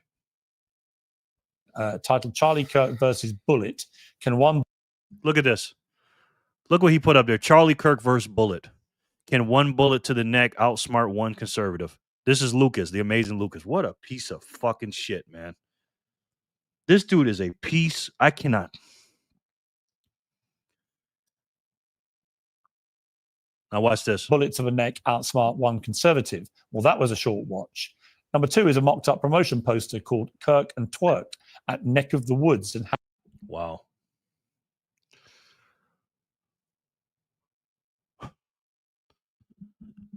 I mean... Hashtag both Charlie Kirk and his widow. He hashtagged the man's widow in these tweets. Quinn the winner. Crypto to the moon. American Timber. Do you mean Bitcoin to the moon? And the third was an image of a sunrise titled God Works in Mysterious Ways with the hashtag Charlie Kirk killing and praying hands. And he's laughing. This piece of shit is laughing. This guy is a piece of shit, man. I don't care what color you are. You know what I'm saying? I don't give a shit. Hey, Laura, I don't see where River adjusted the interest rate. It still shows 3.8%. Look at his laugh. Look at this dude. Emoji. And you're laughing as I show these. Why do you find this funny? Well, let me just say that I actually am a big advocate for dark humor. And I happen to have gotten a bit of a taste of that over the last, I don't know, maybe decade or so when it came to the right and their memes of George Floyd, happy birthday being sober for 5 years. When they came to their memes. So his argument is, well, the right does it, so I'm going to do it. That's what he's saying. When the right makes fun of George Floyd, I'm going to do it. You know, good versus evil revival is spreading. Call on the name of the Lord. Rest in peace, Charlie Kirk. What the devil meant for bad, good will make good. God will make good. That's right, American tar maker. That's right, brother. Exactly. We all bleed red. Exactly. Hashtagging his wife, freaking Satan himself. This dude is he's a shock jock. He's one of those shock jocks, but he is a piece of shit. I mean, and this dude makes a lot of money doing this dumb shit too, man. Bottom G, that Lucas. Yeah. I got an email from River, God Sats. I don't hate Lucas, but I lovingly send him to the creator. Yes. I don't hate anybody. I don't hate him. He's just a piece of shit. Kirk killing and praying hands as an emoji. And you're laughing as I show these. Why do you find this funny? Well, let me just say that I actually am a big advocate for dark humor. And I happen to have gotten a bit of a taste of that over the last, I don't know, maybe decade or so when it came to the right and their memes of George Floyd, happy birthday being sober for 5 years. When they came to their memes of Breonna Taylor, when it came to their memes of Trayvon Martin, the Trayvon challenge, right? When it came to their memes of Tamir Rice. So I don't know what the issue is. I think I'm engaging in the freedom of speech that the right has been advocating for these last 10 years and mocking and making light of Black death, something that Charlie Kirk himself did time and time again. As a matter of fact, I would argue that if Charlie Kirk, instead of focusing his time on Black culture and Black on Black crime, if he had spent a modicum of his time focusing on the white youth, that perhaps he would still be with us today. Are you pleased he's dead? No, absolutely not. So how did you feel about his murder? I don't think. How did you feel about his murder? How do I feel about his murder? Yeah. Well, I think a quote by a great author sums up the sentiment of millions of Americans around the world. And that is, some cause happiness wherever they go, others when they go. And I think that's a sentiment that is palatable amongst many Americans around the world. He asked you, though, Lucas, how do you feel? And then you answer with, some cause happiness when they're here, or somebody happy when they go. In other words, you're saying that you're happy that he died. That's what you're saying. Or why would you say that quote? And again, he's a shock jock. I know he does it for attention and stuff like that. But people like this, man, and this dude's got a lot of followers and a lot of people listen to this piece of shit. And they agree with him. That's why he's popular. You know what I mean? This guy is the scum of the earth, man. Due to the hate and vitriol and bile that Charlie Kirk sowed. So I think there was a So just to be clear, unless I misheard you, then you are happy he died. No, I don't think as far as happiness is an emotion that you literally just read me a quote which implies you're happy. You talked about some people's death bring happiness. The purpose of the quote was to say that there are some people who have caused harm and death and turmoil to other groups of people, such as Charlie Kirk. That wasn't the purpose of the quote. You said cause happiness when they die. He asked you, are you happy about Charlie Kirk's death? And you quoted that quote to say that some people are happy when some people die at the same time. So miss me with that shit, amazing disgrace. Whether it's black people, whether it's, trans people. No, I heard the quote. The list just to be goes on. Clear, you said that the quote ends in that their death brings happiness, but you've denied that you were happy. But when you tell me a quote I don't disagree. When you tell me a quote like that, I presume from that quote you're implying that actually you are happy he died because he deserved it. He had it coming. No, not at all. I don't think those are ever words that I've ever mentioned verbatim ever. I think there is a sentiment that when someone who lives their life in evil and wickedness, according to the scripture, the power of life and death is in your tongue, and the hate and the they never can tell you. They just do these platitudes, talking points.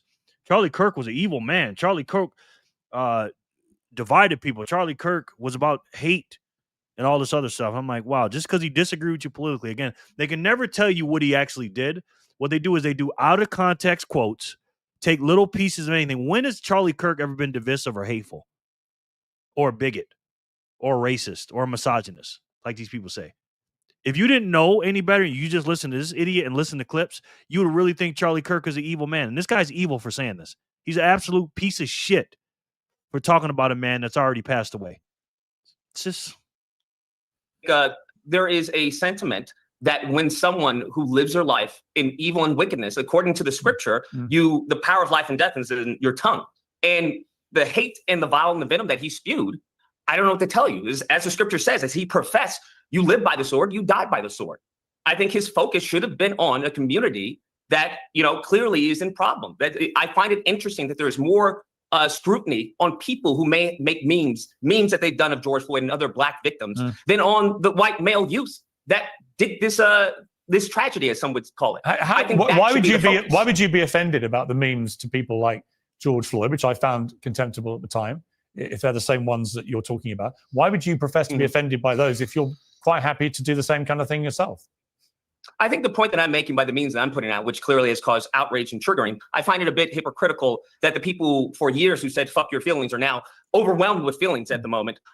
Right, but just because they don't like it and they're saying they don't like it and they said the other things before, what does it justify you doing it? Why are you doing it? That's what he's asking you. Because, again, these people have no fucking responsibility whatsoever, no accountability whatsoever. Well, he did that and they said this, so I did this. What's the problem? Why are you asking me this? You asking me a question, but I'm going to tell you about the other side. He asked you, amazing disgrace.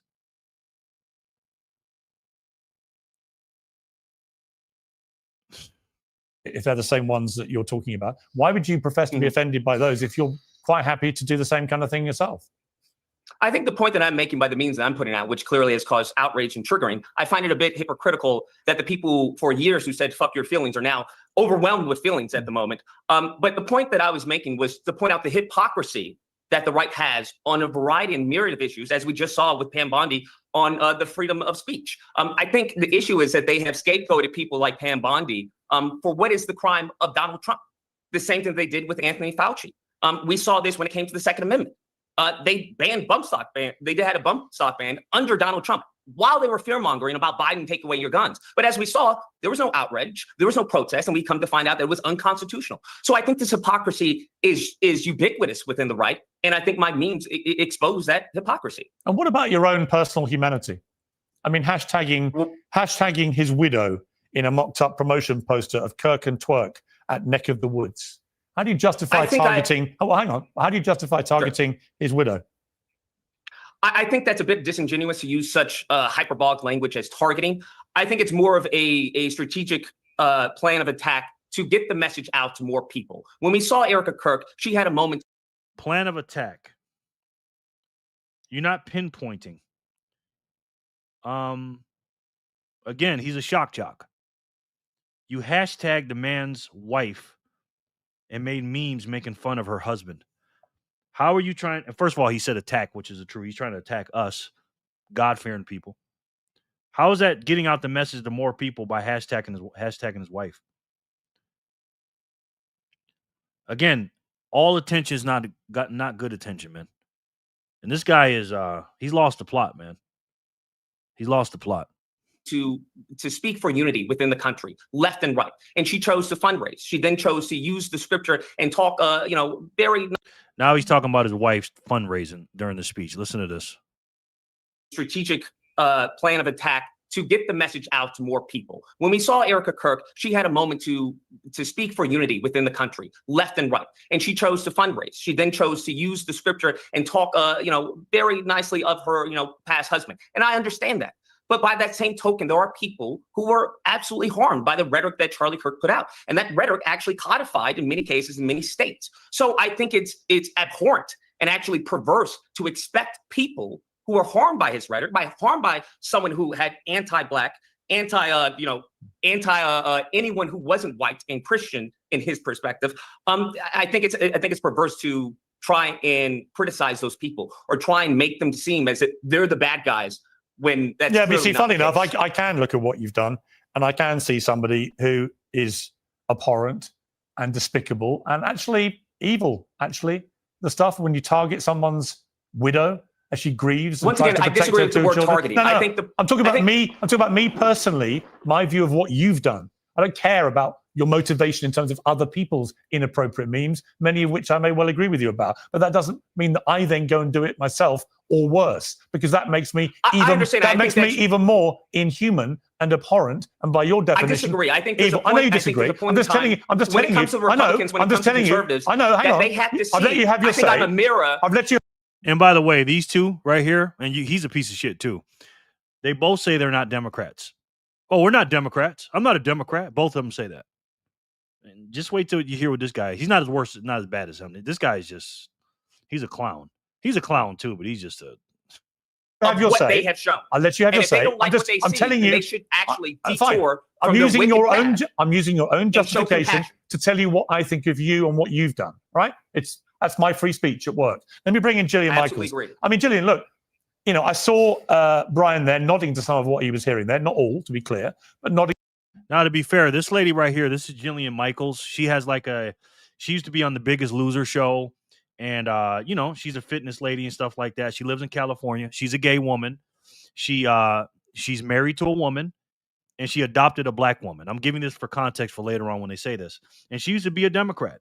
You know what I mean? But again, the Democrat Party left her. She's kind of like a moderate centrist, if you will, like a centrist. She's more leaning to the quote unquote right. Because again, when you hear the word conservative or you disagree with them, they'll call you a bigot, this and that. Whatever, but she's just got common sense. And again, she's not a Trumper, she's not a MAGA, she's just a common sense person. Some of it about the hypocrisy, which Lucas claims he is exposing with this stuff. What is your view of what he's said? It's not just how the news is told, but what's left out, which concerns me. I want a friend in the business my show, and it's a tool, the unlimited access.com. You were by such despicable. Talk about how hurt you were and how exceptionally sad because. I find this exceptionally sad because, Lucas, you talk about how hurt you were and how offended you were by such despicable things, and then you became the thing that you found the most repulsive, which is alarming, and as I mentioned, deeply saddening. I would be more than happy to litigate some of Charlie's positions for you. I abjectly... I don't think I need any litigation from a woman who tried to downplay slavery, who tried to all lives matter slavery after she purchased a black child. That's what I would argue. I don't think you need to as far as would litigate you like anything. To discuss it? Okay. Because she had a clip on CNN a couple of weeks ago talking about slavery, like basically saying, I don't want to say it wrong, but basically she said, I forgot what she said, but it was taken out of context by Abby Phillips, and then they ran with it, and then she's already debunked it and all that. So of course he's a race hustler. So he's gonna make fun of her by buying a black girl and talking about slavery. And he got triggered by it because he's a bitch. That's what I would argue. I don't think you need to, as far as would you like to anything. discuss it? Okay. Because the reality of the situation is that what I gave you, whether you like it or not, is a fact from the 1860 census. And It the point is not literally to is not a fact. downplay It slavery. is actually a bastardization is. of actual history. You're what you wrong, and cited we can was discuss it. inaccurate. You can actually look it up. I don't know if you did. I I actually doubt you did do your look due it up. diligence. You clearly did not, Would you because like to in that discuss study it? that you're citing, in the study that I'm discussing it right now, in the study that you're citing, it takes into account not only the slaves, it takes into account the northern states and the southern states. So to try and implement or to say this all lives matter when it comes to slavery, which is abhorrent and in extreme contradiction to American history, especially in this country as chattel slavery as Black Americans, is abhorrent and perverse, especially you, who is the mother of a Black child, who she purchased. Right. Other Is people my adopt. turn to talk? You purchased. Is it? By all means. How did I? Okay, well, I'm not quite sure what you mean by purchase. She's adopted, and it is illegal. Did you to pay? purchase a child. Did you pay to get that child? No, I paid the adoption agency. It was fees to do my absolutely free. home study. It was absolutely I paid the adoption agency like you. So then there was a process adopt a of payment. child. I to believe an that other American people adopt. You Adoption purchased. agency. Okay, you're wrong, and that's definitely. He's basically saying you're a racist. He says other people adopt, but you purchased because you said something I didn't like. I mean, I'm literally It's right an as you're absolute saying lie, that and you paid it's- to an adoption You're agency. literally wrong, and it's this. I'm kind literally of correct. hateful- You know what you are? You know what you are, I Lucas? think what's let me hateful just is you hang on, downplaying let me slavery. jump in That's here. what I think is Let me jump hateful. in I here, didn't actually Lucas. downplay Let me jump in slavery. here, Lucas. That's it seems to literally me, what you did. Seems to me, Lucas, you've decided to be just as offensive as you want to be. You're now attacking people who adopt children, which is one of the most selfless things that any human being could do, actually. This is literally what But the you- right did to Dave Rubin, is fine, it not? Fine. But what you're doing is just trying to be as offensive as possible whilst masquerading under this umbrella of, well, everybody else is offensive, so that's why I'm doing it, to expose Not all at the all, and I hypocrisy. think if that's But what I'm Gillian giving is off, I right. apologize Gillian is sincerely. right. What But I'm merely actually, trying to you do have descended. is create you a have, better the world. way you've What just I'm gone trying to after do is to Gillian. unify You know what, people. Lucas? The only Stop way we talking. he's trying to create a better world, guys. He's trying to unify people, he says, by calling out a dead man and making fun of him and then shouting out his wife in the tweet. That's how you unify people, guys. I got to take a page out of his book, man. I'm doing something wrong then. unify people Stop just where talking. people understand the Stop harms that they've talking. done. You have targeted Gillian for adopting a child. That is despicable. Let me bring in Riley I James. targeted Jillian for adopting a Black child after she downplayed slavery, which Right. I think is contradictory. You attacked her for adopting a child. I mean, let's not 14 years misconstrue ago. my words that I'm So- saying. Oh, I heard your words. Let me Yeah, bring in. I Let me did bring too, in. Lucas. Let me bring in Riley. You're Riley. misinterpreting Let me it. bring in Riley against it. Sure, buddy. Riley, you've been waiting patiently. Great. Now, remember, Democrats always say women's rights, women's rights, women's rights, unless it's somebody they disagree with. So they asked her a question. He completely cut her off. Now watch what happens when Riley Gaines starts talking. You think they're going to respect what she has to say? Because remember, women's rights, women's rights, women's rights. Remember? Rebuttal, Jillian. Okay. Can you please let the other speak, please? Okay. I wasn't actually allowed to talk, Lucas, but I'm more than happy actually to have you on my podcast. That's because anything that and comes out of your mouth we is can backed. we can discuss all of it. All right. Let me bring in Well, Riley. if you'd like to come on my podcast, I would be more than happy to. Okay, do that's a platform. different I'm more than podcast for a different More time. than willing to have discourse. Okay, just you know to what? honor Charlie Kirk, If you're to be willing for honest. discourse, let Riley Gaines speak. Riley, what Absolutely. is your view of what you've been hearing? I mean, honestly, like it makes me feel tearful. Like I have experienced all of the emotions over the past week. It has been to the day 7 days. I think initially starting with total shock and disbelief and honestly confusion. I've been so blessed in my life to not have been surrounded by death much in my family. I haven't lost really anyone close to me. Charlie was a friend, a mentor of mine. He's who ultimately I attribute to giving me my voice, the platform that I have. I attribute that to Turning Point USA, to Charlie Kirk. So to lose a friend like that, like I have gone through all the emotions, but to sit here today and listen to the discussions that we have seen, I think particularly from Lucas, whether it was about the memes that were posted, whether it was about Jillian adopting a Black child. I mean, I am just like in total disbelief, disarray. How have we reached a point where these are the discussions that we're having and on a national stage here? Like we have Democratic elected officials who are celebrating the death of Charlie Kirk, the best and most effective. Not true. Now remember, this guy's a Democrat. This guy, right? I mean, he's not a Democrat. But as soon as she said we have Democrat officials celebrating Charlie Kirk's death, he's saying not true, not true, not true. Remember, he's going to say later he's not a Democrat. So why are you getting triggered by it then, bro? If you're not a Democrat, just let her talk. It was her turn. You've already had your turn, and shut the fuck up. Of Charlie Kirk, the best and most effective, not true, debater of our time. All they do is lie. Activist, really. I think debater is really downplaying. That's not true. Ultimately. Here, she's lying. Yes. In what way? What is the lie? Name me one prominent. there? Name me what? Hey, Riley, name me one prominent Democrat that has celebrated the death. And I find it very interesting. You've made a living. Now he asked her a question, right? First of all, he cut her off. May he never find Bitcoin, please. I mean it. Yes. The devil's a liar. Yes. So he asked her a question, doesn't let her answer the question, and then starts going off on her. Now remember, this is what I'm talking about in the Democrat Party. These men are so emasculated and so emotional and so triggered. This is why the Democrat Party gets men like this. Emotional, weak-ass men. Weak boys. Pussies. Weaklings. Emotional. That's what they are. And again, Amazing Lucas is like a big, strong dude. He's like a bodybuilder. He lifts weights and all that. But like George said, he's a boy in a man's body. It's really, I think debater is really downplaying. That's not true. Ultimately. Here, she's lying. Yes. In what way? What is the lie? Name me one prominent. there? Name me what? Hey, Riley, name me one prominent Democrat that has celebrated the death. And I find it very interesting. You've made a living attacking transgenders. You've made millions of dollars across the country doing that. I didn't ask you for truly this. care about, I didn't ask listen. for I'm the sorry you position lost I'm your in. friend. Okay, hold on a second. Yes, in this case, you've made millions of dollars profiting, going across the country. You've made a lot of money and you've made a name for yourself. Nobody knows who you are as a college swimmer unless you're attacking transgenders. Now, if you care about children, then why have you not criticized Donald Trump? If you care about children and women, then why have you not gone after Donald Trump for not bringing out the Epstein files? If you care about children, why don't you talk about gun control? I'm happy that transgender is out of that volleyball tournament, okay? But there's more important things that we should be talking about, and you profited off of attacking transgenders with your hatred towards transgender people. Nobody knows who you are as a college swimmer. People know who you are because you go around the country attacking transgenders, Riley. That's who you are. Actually, what she's done, attacking transgender. Riley Gaines attacks transgenders, guys. The woman that, for those of you that don't know, and I'm sorry, Vic, I know some of you guys don't like this, but I got to hear both sides, is that Riley Gaines was one of the best swimmers in the world, and she tied with a man that shouldn't have been in the sport in the first place. This is why she said, I didn't ask for this. So she lost the championship. She would have won it because the tiebreaker went to the man. And she started standing up and saying, I don't want this. And then people started asking her to talk and this, that, and the third, and that's what happened.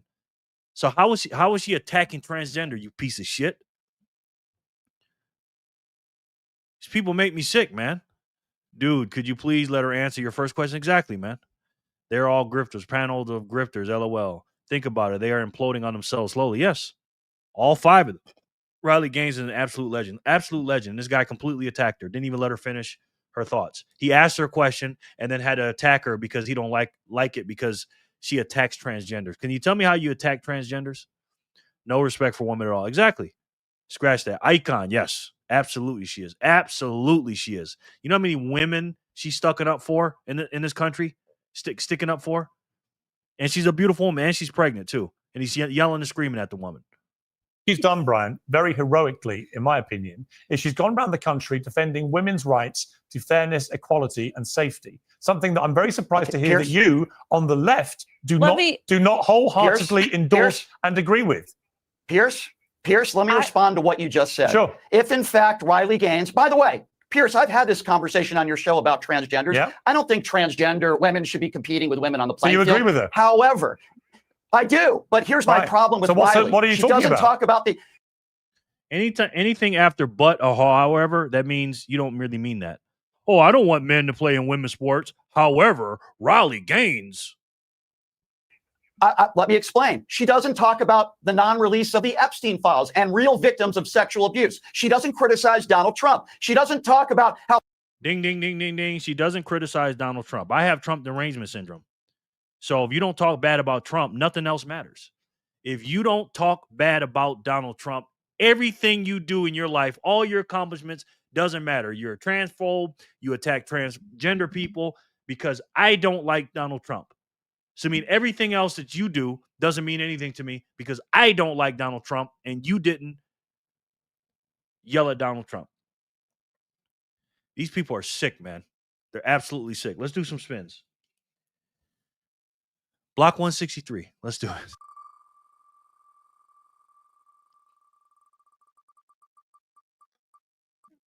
Jenny Legendary. Congrats.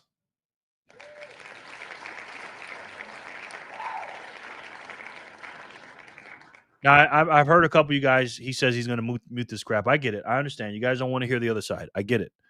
But I'm going to do that here on this channel. So, and I understand, but we got to hear both sides. Scotty sending 99 sats. Thank you, Scotty. He says, I highlight my point about screaming and frothing at the mouth once again. Yeah, exactly, Scotty. Thank you. Oh, me. Yay. Yes.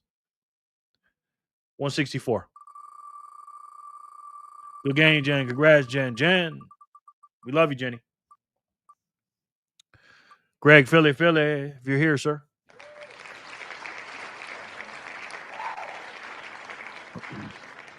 Yeah, I'm going to have a lot of people unsubscribing to my channel, guys. But it's okay. We're going to start all over again, man. This is the turning point. This is the awakening, the great reset. We're going to do things a little different around here, man. Greg, oh, you here? Yeah. Got to be here to win it, sir. Please and thank you. Please and thank you. They be all right. Yeah. I'm not tripping. I used to like do that. Oh, let me try to, if you want to be here and you want to hear what I got to say, this is my show. I'm going to talk about what I want to talk about. You know what I mean? And this stuff is important to me. Bitcoin is very important to me. Bitcoin is the base layer of my money. I buy every hour on the hour. I smash buy. I probably buy more than 95% of you guys. So the people that are mad at me about not talking about Bitcoin as much, hey, I have noticed the Democrats have destroyed their party this year. Absolutely. Congrats, Greg. I am here. Thank you, Jerry. No doubt. Philly. No doubt, brother. Greg, woohoo. 165, Jenny. Let's do it.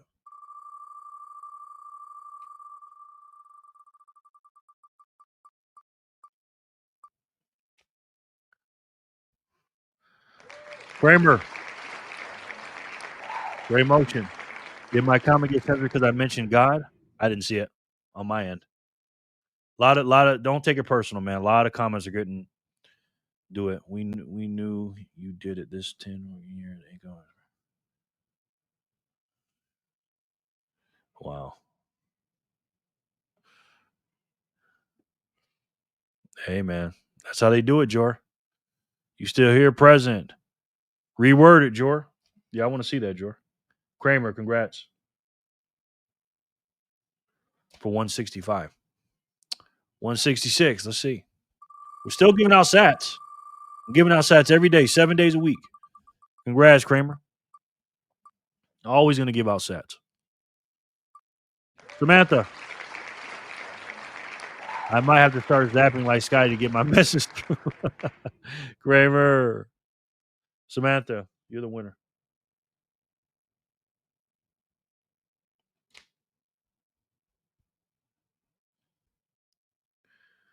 $99 sats just came in. Let's see who this is. George would be 88 sats if he did his. Only Jerry can censor my comments. Scotty says. Only Jerry can censor my comments. With 99 cents. Thank you, sir. I appreciate that, man. Appreciate that. Thanks. I'm up a ladder paint. No doubt, man. I got you. Thank you. I doubt Jerry would object. I wouldn't object. If I see 88 sats coming in, I know that's Jor. He knows he don't have to do that. Samantha, thanks. No doubt, Samantha. 166 to Samantha. 167 goes to who? We're going to go back to Candace here in a second. Let's see what Candace has to say. Well, let me finish that segment first. Vic.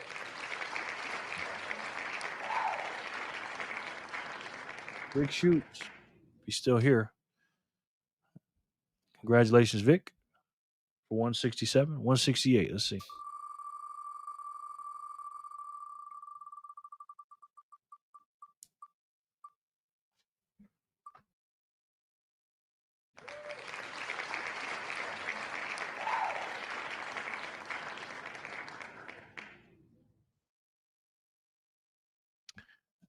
Congratulations. Sweet. Thanks, Jerry. Thank you, man.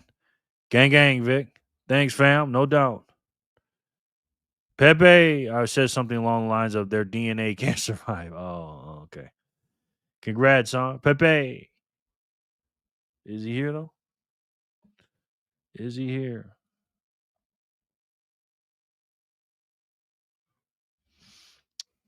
No doubt. Sean here yet? Let's see. Copy.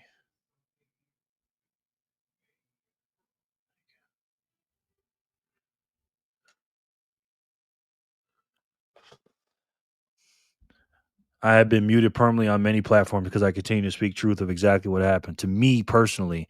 Apparently, what happened to me did not happen. Me saying so was misinfo. Isn't that something, man? Isn't that something? In real time, like over the last few days?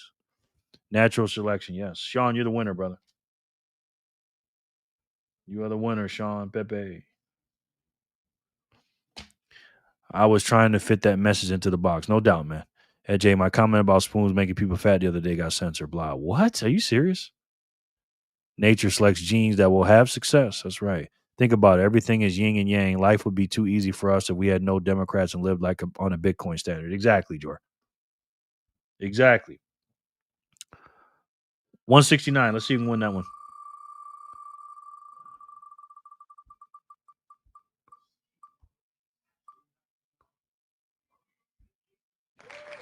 Corey. All right, we're going to finish this segment up, then we're going to get back to Candace Owens real quick. How flags weren't at half mast after children are massacred in schools. Do you She talk about? only Okay, let me talks ask about you. transgender. Let me ask you. Do you Because talk? It's so funny because hang one breath you're saying no one knows me, hang but on. in the other I'm breath you're talking. acting like I'm you hang followed on, Riley. everything that I've ever said on any Hang on, topic Riley. ever. Hang on, Riley. So, Brian, your position is that unless you talk out publicly about every single issue that is important in the world, then it disqualifies you from talking about the issue that you not only care about most because it happened to you, but you are passionate about because it protects women's rights. Is that your position? Pierce, here's my position. You don't have to talk about every single issue, but when the second leading cause of death in children is gun violence, you probably should bring that up. When we talk about MAGA Republicans who have talked about the Epstein files and horrible abuse, Maxwell was one of the largest sex traffickers in the world.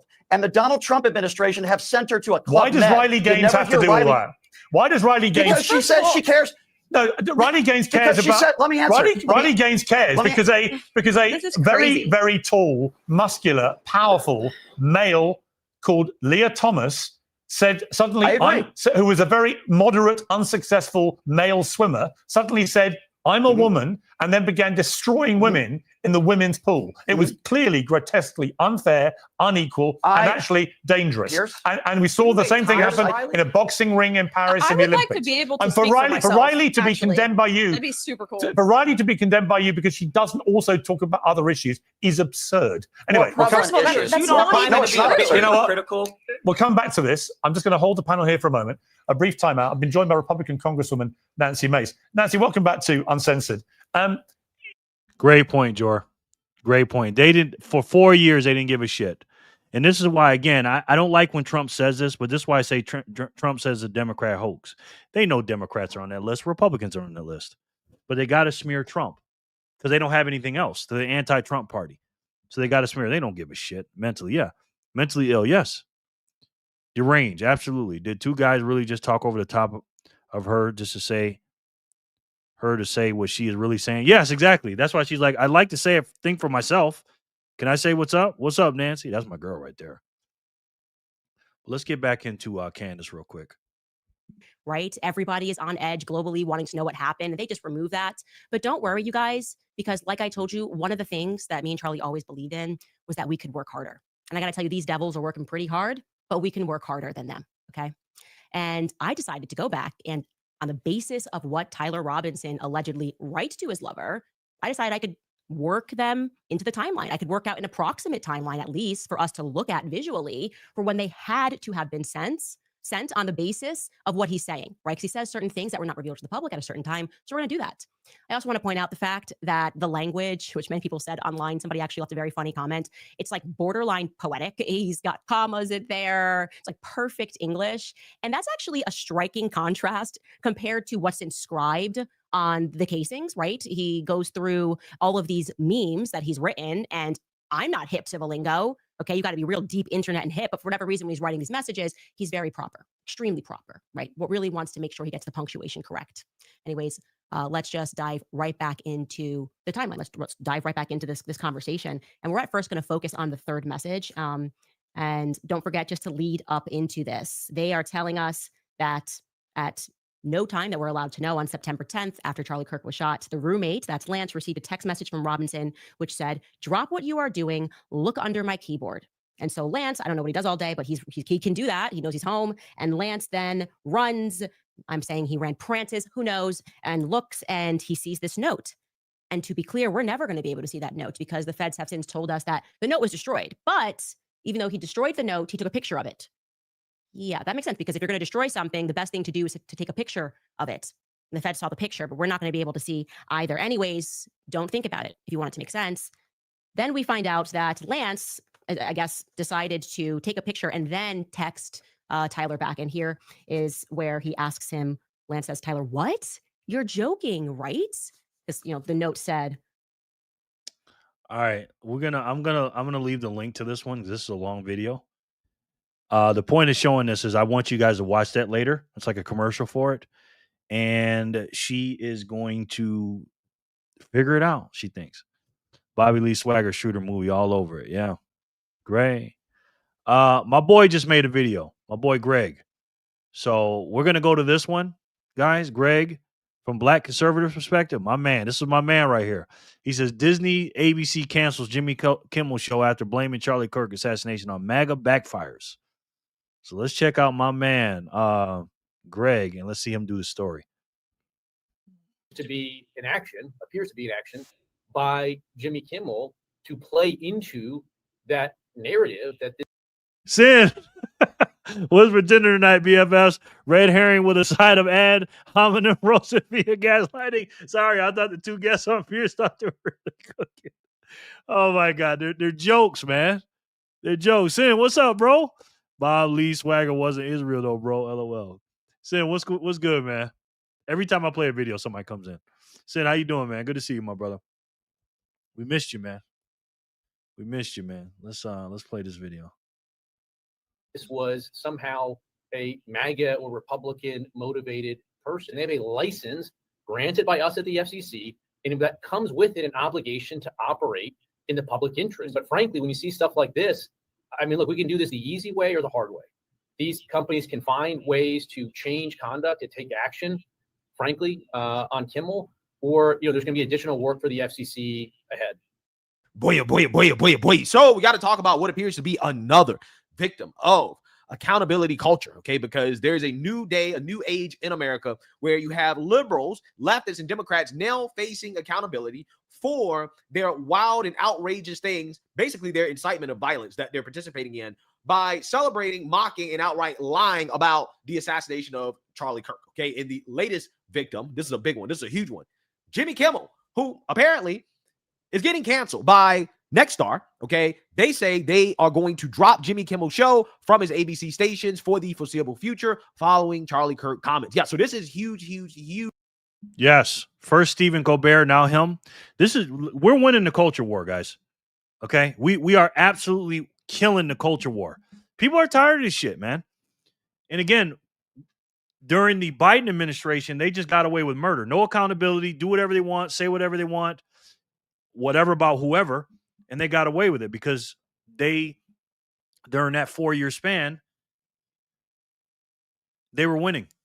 But nobody's with this woke shit no more, man. Trump bad, woke shit. Nobody gives a shit about this no more. His viewers won't take that as he lied. They will take it as him being silenced or canceled. Exactly, of course. But good, piss him off. Who gives a shit, Jay? News.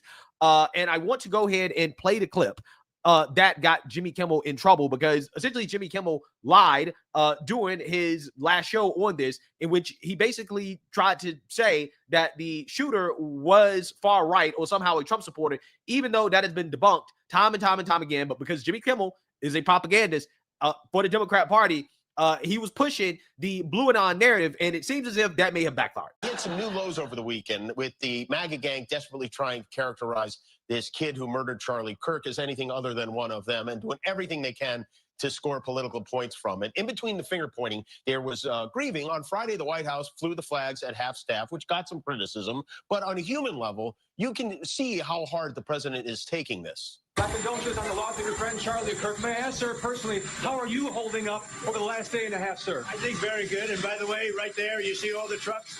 They just... Yeah, see, now you heard that. Okay, you have Jimmy Kimmel doing his job as a Democrat Party propagandist and basically pushing out the false narrative that somehow, some way, the Charlie Kirk assassin was one of their own, right? AKA MAGA or conservative, which is false, right? We know that this is false, okay? But again, he said it anyways. And now it seems as if he's being held accountable. Let's read here. Disney's ABC said it would take Jimmy Kimmel's popular late night show off its schedule indefinitely after one of the biggest owners of TV stations in the U.S., Nexstar Media, said it would preempt airings of the program following remarks the host made about the killing of conservative activist Charlie Kirk. Nexstar said Wednesday that its owned and partner television stations affiliated with the ABC television network will preempt Jimmy Kimmel Live for the foreseeable future, beginning with tonight's show to Disney about these comments. Take a look. You know, when you look at the conduct that has taken place by Jimmy Kimmel, it appears to be some of the sickest conduct possible. As you've indicated, there are, avenues here for the FCC. So there are some ways in which I need to be a little bit careful, because we could be called ultimately to be a judge on some of these claims that come up. But I don't think this is an isolated incident. I mean, you go back to Representative Swalwell, and he had a tweet out last week where he was saying that, emphasizing that Charlie Kirk's killer was a straight white male from a Republican family that voted for Donald Trump. In some quarters, there's a very concerted effort to try to lie to the American people about the nature, as you indicated, of one of the most significant, newsworthy public interest acts that we've seen in a long time. And what appears to be an action by Jimmy Kimmel to play into that narrative that this was somehow a MAGA or Republican motivated person. If that's what happened here with his conduct, that is really, really sick. And I've been very clear from the moment that I have become chairman of the FCC. I want to reinvigorate the public interest. And what people don't understand is that the broadcasters, and you've gotten this right, are entirely different than people that use other forms of communication. They have a license granted by us at the FCC, and that comes with it an obligation to operate in the public interest. And we can get into some ways that we've been trying to reinvigorate the public interest and some changes that we've seen. But all right, we're not going to watch the whole video. I'm going to put the link to his video in the description box. And I'm going to watch that. We're going to watch that later. Make sure you guys go subscribe to Greg. Excuse me. I see you. Now, we could only get rid of John Oliver. Yeah. Bye, Jimmy Sharper. So we get it. He's getting fired. But my other boy, Heavy Duty Country, just made a video. Now, you might not know him. I like this guy. This guy is no joke. Gun-toting guy you don't want to mess with. All right? He's claiming this footage changes everything about the Charlie Kirk shooter. So I put the link in the description box. Let's see what he's got to say. And this guy, he's base as hell, of course. He's on our side. And let's see what he has to say. I want to see this new footage. Let's take a look. We're going to do one of the most in-depth breakdowns of the Charlie Kirk shooting. There's a lot that's not making sense. We have a podcast that I'm going to be doing long-form content on. The first video is going to drop at the end of the week. That's going to be at this channel here. There's going to be a link below the video. Go subscribe, get ready for it. The first episode is going to break down the entirety of the Charlie Kirk shooting. So there's been a lot that's come out about the shooter. There's been a lot that's came out about if this is actually the shooter. Let me say this. I guarantee you this, and I'm going to say this before he says it. I guarantee you he's going to say the kid that got captured, whatever his name is, Tyler or whatever, is not the guy in the picture. Because I've been looking at that picture of the guy, and it does not look like the Tyler dude to me. AK, what's up, brother? Let's go. Woohoo. What's up, AK? How you doing, man? Before we get into it, let's see if we got any spins to do real quick before we get into that. No, we're all caught up with spins. Because I don't think the kid in the picture looks anything like the suspect, in my opinion. What do you guys think about that? I don't think they look like at all. Let's check it out. There have been a lot of mugshots released. There has been the footage of him going to court. We need to address today, Council. Just for the court's information, we did file just recently, within the last few minutes, a notice of intent to seek the death penalty. That was filed by Utah County Attorney Jeff Gray. So that should be in the court's file. Other business that we need to address today. And for me, everything just shouts, does all of this really make sense to the average person? The answer is probably yes, because most people out there don't really think about stuff ultimately in a high level way. A lot of people don't question things. A lot of people still have faith in our government. And it is honestly one of the wildest things out there, because we've just dealt with the Epstein stuff where they have done everything to not release it, including saying Trump was an asset or an informant. If you're an asset or an informant, why would the whole thing be a hoax? Why not just release the stuff and be done with it? Just kind of doesn't make that much sense at all. But the first thing we're going to show is a little clip where we have some kind of dispatcher on the university grounds talking about the shooter, saying that he is east of the library in all black clothing. And they also say the person has a rifle. Maybe the CS building is just east of the library. He's wearing jeans, black shirt, black mask, long rifle. UVU. There was one shot. We are staging at the front of the school by the roundabout. Okay. So then they release this picture, and it's not the best picture in the world, but here's what I will say about it. And a lot of people in the comments on X feel the same way. It for sure looks like a prosthetic. It looks like a fake face. Does not look like normal facial features. It just doesn't really look real. No, this was reported. They're saying that he has a black rifle. I'm not seeing from the pictures where the rifle is. But what I will say is this dude looks very sketchy. He looks like he's someone who is either undercover. I've never seen that picture. I've never seen that picture, and I'm mistaken. I thought he was going to talk about the original picture and then show it. Howdy, Emzo, how are you? Because remember, there was a guy that debated Charlie Kirk a few months ago with the bullhorn that I showed you. And then when the picture came out of the guy with the shades and the glasses, it looked like him. So when they had Tyler that got caught, I'm like, that's not him, dude. That don't even look anything like him. That's what I thought they're going to show. But that picture right there, I've never seen that before. I don't know about you guys. That's the first I've heard of that. Some level of government, some level of contracting group. I mean, it looks like ultimately he watched too many of those shows where they're about these contract killers, where they go in and they have to have the suit on and the Ray-Bans and slick back hair and, I don't know, a fake face. I don't know. I mean, are people buying this? We got 15 different suspects. One looks like this dude who actually had a conversation with Charlie Kirk in one of his shows and was very pissed off at him. Debate, but you don't. It was not a U.S. This is what I'm talking about. This is exactly what I'm talking about. This dude in this picture is not the dude that's in jail right now. I'm sorry. I've looked at this 100 times. He looks more like him. And this dude was a piece of shit, and he hated Charlie Kirk. But tell me how much they look alike, man. Citizen, first of all. You want to have a debate, but you actually don't debate. There's nothing more ill-fated than this. So No, you're not. we already have a mic. Name 2 times. Name 2 times where you Show me you're losing without telling me you're losing. I know I said I'm not going to show anybody's face, but I don't truly believe these are the killers. The two faces don't add up. So did they get the suspect wrong? What exactly went on here? So the shooting happens. A lot of people think that this guy on the roof is the one who did it. I can't say for certain that this is not the guy who runs off the back of the building.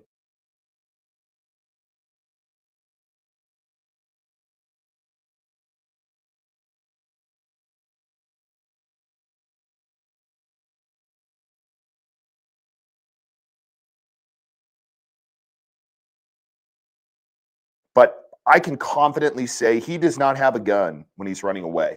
It's not in his pants. He didn't break the entire gun down. That takes. Thank you. I've been saying this, and this guy's a gun expert. This guy is a gun expert, and I'm not a gun expert. But when that guy jumped off the roof, again, where was the gun? I'm not saying it wasn't there. You see all the guns behind him, by the way? And this guy's saying, I didn't see a gun. I didn't see a gun. So I don't know, man. for that gun. And it's not up his ass, even though he probably would have really enjoyed it, knowing that he was dating a trans person. Who knows? Maybe it was up his ass. That would make this thing make a lot of sense. No, there's no way a 48-inch gun is going that far up. Okay, y'all get the point. We don't need visual here. But he runs out the building. Then the FBI finds the gun in the woods during the daytime, and they've got flashlights all over it. Has anyone here ever used a flashlight when it is bright as day outside? Would it even come to mind? Would you even go to your pocket and say, you know what? My eyes just are permanently stuck on nighttime. So even though there's light outside, I need to make sure there's a flashlight on it. No. Then they release images of the suspect. Then the suspect's father turns him in. That's a whole nother subject that we're going to go over on the podcast because that's wild. They bring him into court. It's all good. The question still remains, is this guy the shooter? Or was he just part of an operation? Was he a part of the Discord messages? Here are a couple thoughts. One, he was connected but didn't do it. I'm not saying he didn't, but that would be one solution to the, well, where's the gun when he's running away? The second would be he found out about this and maybe got conned into being a decoy. Like, hey, we're going to do this, go up to the building. Then he heard the shot, freaked out and ran away. To me, that's what makes the most sense. Because otherwise the gun would have not been in the woods. It would have been on top of the building, or it would have been a different gun. Now, there are a lot of people who broke down the shooting. A lot of people have said that he was wearing body armor. At first, it didn't look like it to me. But I was looking at a bunch of different videos, and I saw one that very clearly outlines body armor. A lot of people said that it may have hit the top of the body armor, bounced off, and hit him in the neck. For me, the problem with that theory is it is almost a guarantee that that bullet is going to somewhat fragment, especially if it's a level 3 or higher plate. It could have not, but in my opinion, if it's bouncing off something, the entry is going to be bigger. There have also been other theories that the guy just shot him straight in the neck. Maybe he was aiming for his head and they missed low because they were shooting from a high point. The problem is there's no exit from that angle. And nobody on earth is going to tell me that a 30-06 going anywhere from 3,000 to 2,700 feet per second is not going to have an exit wound. I've deer hunted my entire life. I've hog hunted most of my life. Not once going through rib cages, going through bone, has there not been an exit wound with a 30-06. And the body of a deer is way wider than a human's neck. I don't know how much this makes sense to people, but some of them are 1.5 feet wide. So in my opinion, that doesn't make sense. Then the other day I had this video sent to me, and this is by far the most shocking footage that I've seen. Why don't we just start with the footage? Well, here's what I want y'all to watch. There is a muzzle flash that is coming from a window. If you're looking at Charlie Kirk from the crowd, up and to the left. Yeah, this is the one we talked about yesterday. But I disagree with him. I did see that picture, what it looks like the body armor. But again, I've watched videos breaking it down that it's not no body armor. I agree with you, Sharper. I agree with you on that. Which makes the most sense to me as far as him being shot in the other side of the neck and this being an exit wound. Check this out. Keep your eye on this space here where the red circle is as the next clip plays.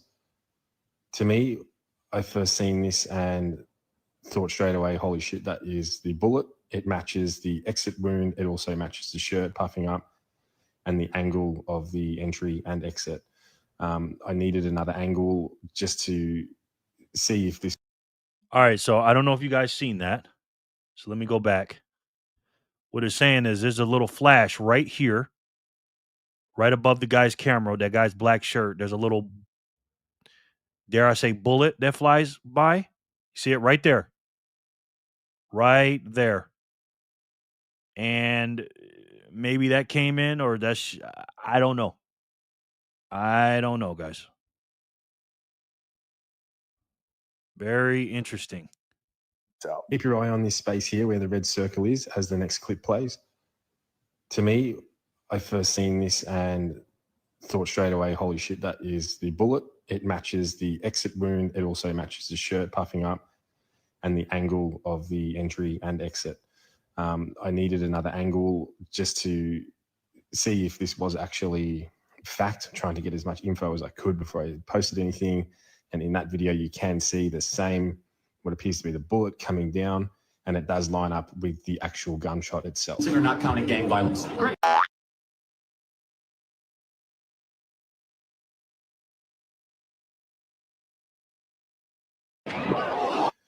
So again, I needed another angle. I found this video, and this one's a little bit harder to see, but you can see something go down into the back right-hand side of Charlie. So From this, looking at Google Earth and drawing a line from where I believe the shooter was, his tent being set up in the middle of that triangle area, would appear that the shooter was up here somewhere. That's the angle that the bullet was coming down from. It all makes sense to me. Pretty crazy. I think if we pan around and look at where the media and where everyone else is saying that the bullet come from and giving scenarios on ricochets and different bullets and bits and pieces, it doesn't make sense for it to come from the rooftop over here. It's it doesn't line up with.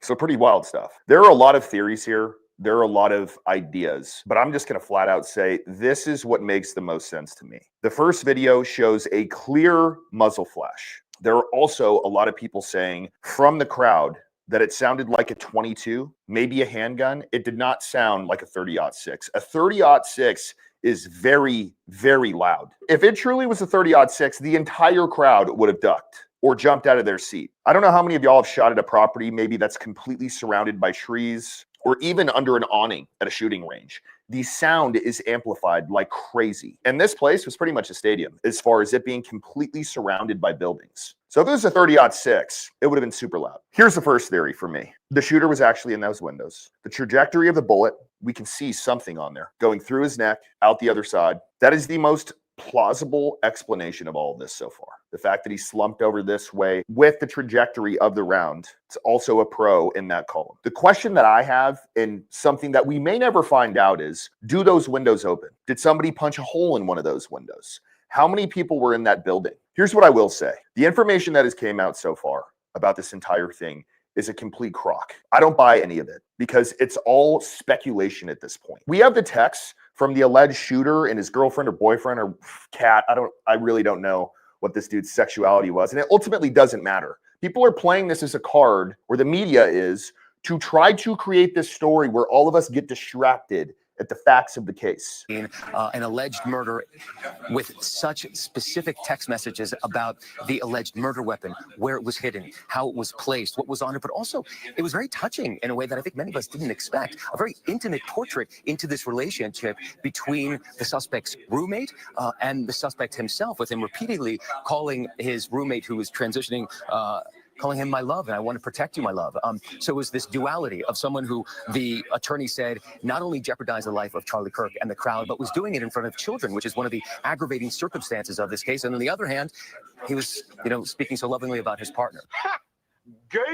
We want to know who the actual shooter was. We want to know where the actual shot was placed. We want to know what everything went into this. Because as of now, the government thinking that, we can just put out a couple of texts. Clearly, they've been doctored. Clearly, there is shit missing. I mean, look at the conversation. It's comical. Judging from today, I'd guess Grandpa's gun does just fine. I don't know. I think that was a $2,000 scope. Delete this exchange. My dad wants photos of the rifle. He says Grandpa wants to know who has what.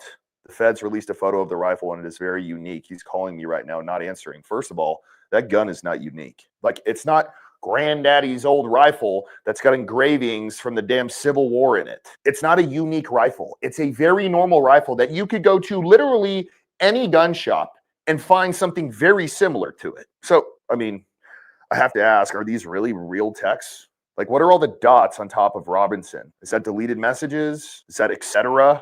Since Trump got into office, my dad has been pretty diehard MAGA. Why would you be talking about that after you just shot a guy? Why does that matter at this point? See what I mean? Like, these texts don't really make sense after you just shot somebody. They would be way more like, hey, got to get rid of the gun, got to do this, got to do that. I mean, ultimately, texts at all don't make any sense. If this dude had a lick of sense and actually wanted to get away with it, he wouldn't be texting all this shit from his phone, which once again is a tick in the column of this is total bullshit.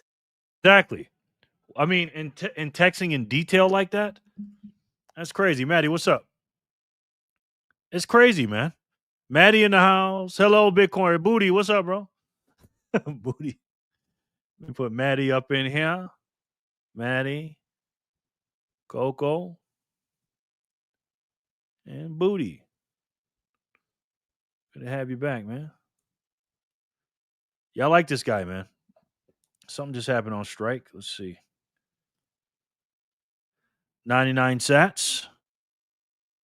guarantee footage from cameras in that building is missing or cameras were broken. Exactly. And again, why did they break down the place where the crime scene was? You know what I mean? Hola, Maddie. Why'd they take that back camera that was behind Charlie? Why'd they take that down? Why wasn't all that stuff not taped off? Why is that not a crime scene? They broke it down like a movie set. You know what I mean? I'm going to turn myself in willingly. One of my neighbors here is a deputy for the sheriff. You are all I worry about, love. I'm much more worried about you. Don't talk to the media, please. Don't take any interviews or make any comments. If any police ask you questions, ask for a lawyer and stay silent. Okay, so the psychology or the thought process behind this is, if you were planning on getting caught, why not just get caught? Why flee the scene? Like, why are all these texts a thing? That's what I'm saying. It's like, this is a distraction. This is stuff that everybody put out and said, oh, look at this. It's this trans person and they were in a relationship and look at how weird they all are. And yeah, all that's fine and dandy, but none of it makes sense. None of these texts make any fucking sense. And meanwhile, we still have people celebrating the death of Charlie Kirk. Here's a kid, a 19-year-old, who just got his ass handed to him for like stomping on a Charlie Kirk memorial.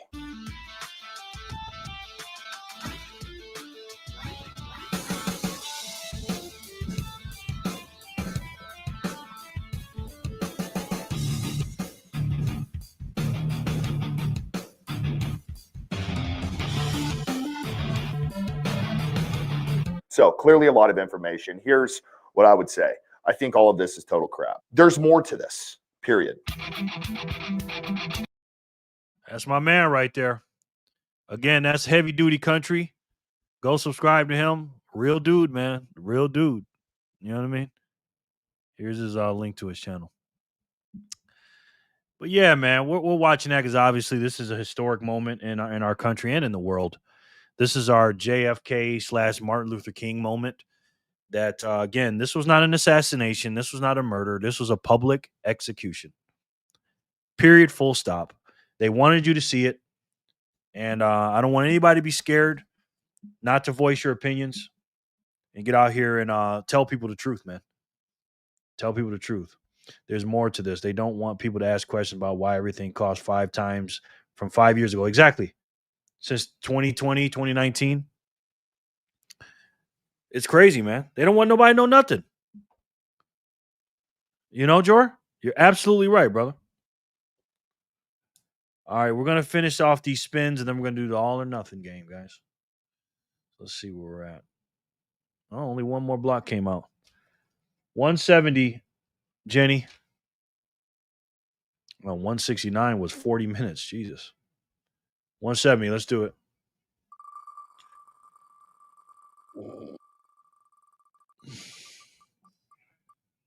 Vic.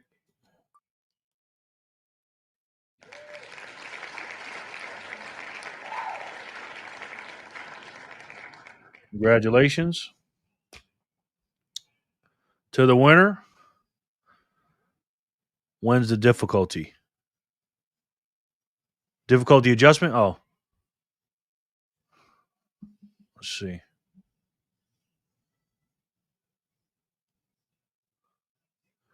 Damn, we're 77 blocks ahead. Oh, there's another block. 71.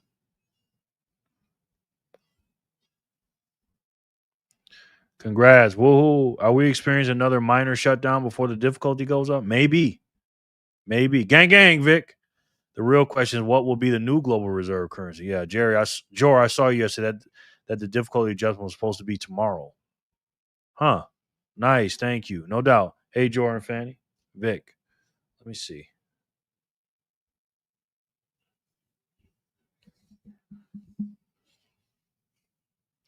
Time chain calendar for mobile. A new mobile experience awaits now on iOS. Oh, wow. I didn't know that.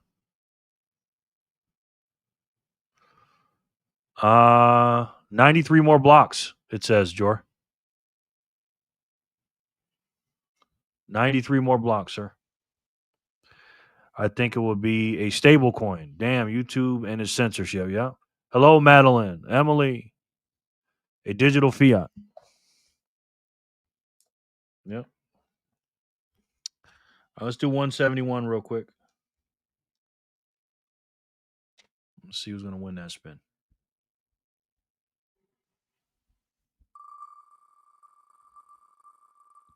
The app is badass. You can pay for alerts on there with a subscription. Oh wow! I guess you downloaded it.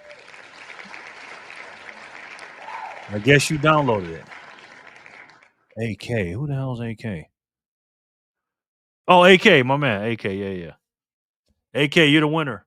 Dang, brought out the whole government. he just he didn't say your last name, Maddie.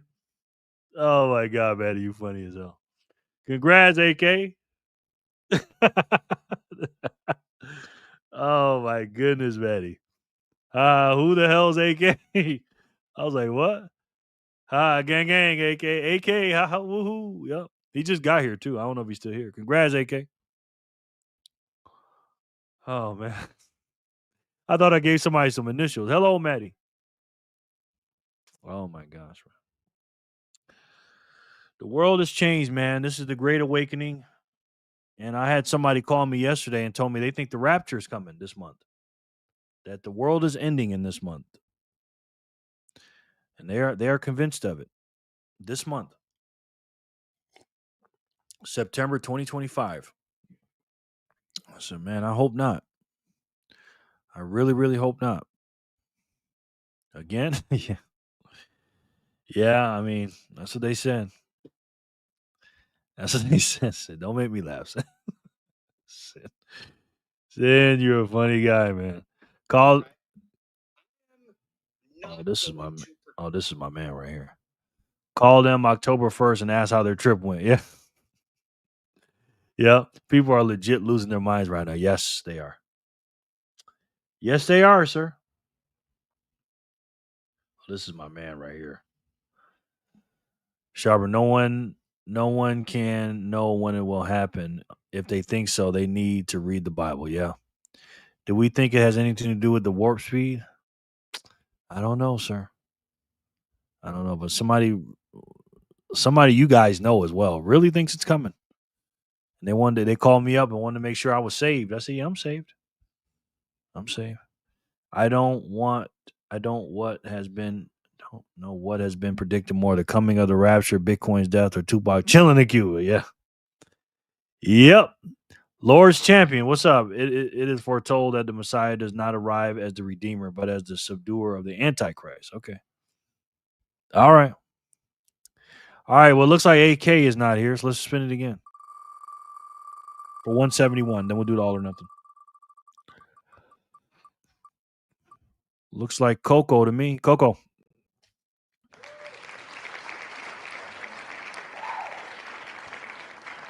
Coco, congratulations. Was it the troll? No. had to look at the app. It does seem cool. Coquito. Coco, yay. Hey, Lauren. Congrats, Coco. All right, all or nothing time, guys. You guys know what time it is. I really appreciate you guys being here with me. I know the show has changed, but we're here to win it, guys. You know, God, family, country, Bitcoin. That's what we're here to do. Spread the word and wake people up to the lies and the nonsense. Let's see that 5. All right, 5 winners. Player 1, you're up for the all or nothing game. Let's do it.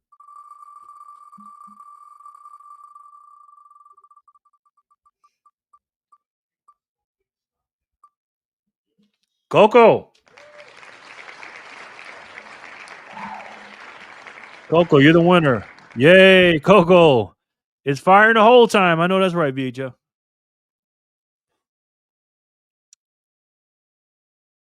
Coco. Gang, Coco. Rig, Neil says. Congrats again, Coco. This is the all or nothing game. Soon. Spin, you meant? Coco times dos. I'm guessing you meant spin, Maddie. Nice. Coco times 2. Yay. What's the app everyone is talking about? The thing we just showed on the last page, brother.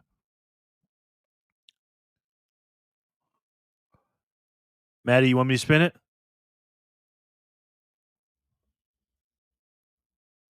LOL. Yeah. Okay. All right. Let's do it, Maddie. Good luck, Coco. I know my grandson's sleeping because every time I say Coco, he runs in here. Coco, look at it, she won it. He won it. Congratulations, Coco. You got it. You got it, little man. But tell Coco he can only get it in person. The sun is in my eyes, no doubt. He can't. I'm not sending it to him. He's got to come over here and get it, Maddie. Yes, good game. Let's fucking go, Edson. Tupac is chilling with Michael Jackson and Prince. Yeah, woohoo. Congrats, Coco. Congratulations, Coco. Mad luck, Coco. Yeah. Woohoo, Coco. Hold on, I just heard my grandson cough. Hold on 1 second.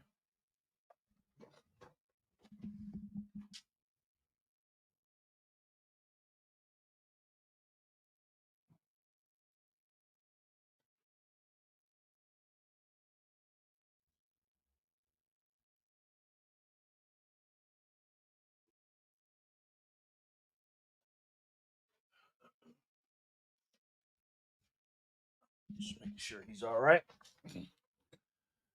Coco, congrats, Coco. Mad luck, Coco. To the future, our kids. Yes, to our kids' future. Absolutely. Player one was Coco, starting off hot with 1,000. Can we get 5 winners? I think we can. Let's see. Let's see if we can get 5 1,000 winners.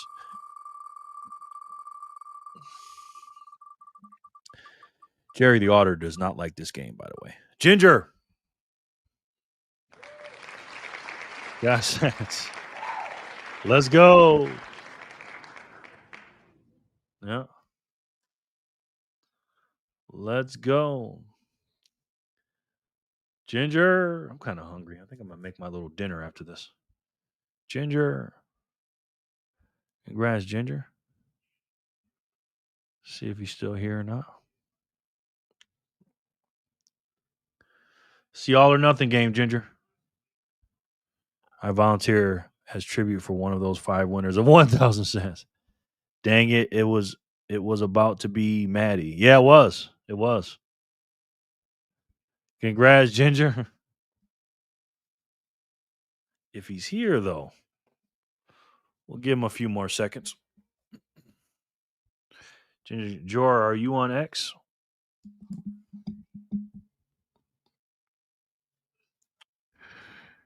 Ginger, are you here? He was here earlier. I said the app was Time Chain Calendar for mobile. There it is right there, Corey.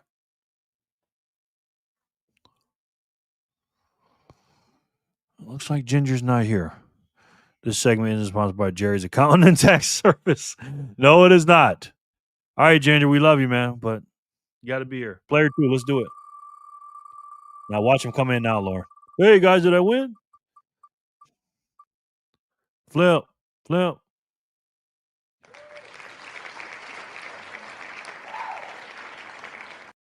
I'm Flipper. This is Little Slip. And I just want to say good morning to all of you and have a great day and keep on stacking those sats. Buckaroo salute. Woo! I'm Flipper. This is Little Slip. We love it. What'd I tell you, Lauren? What'd I tell you? That Ginger was going to come back after I took him off the wheel. Ginger, I took you off the wheel, man. Because I called your name like for a minute and you didn't answer. Yes, Corey, I think it's 88 cents. I'll put you back on, brother. Sorry, Ginger. You got to probably update your thing. You might have been behind a little bit.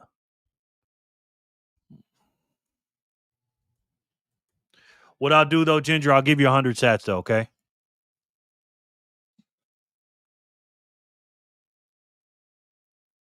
I'll give you 100 sats, brother. Nice. Flipper. Yes. Flipper says spin it. Good game, Flipper. Low flip. Congrats, Flipper. Stack those sats. That's right.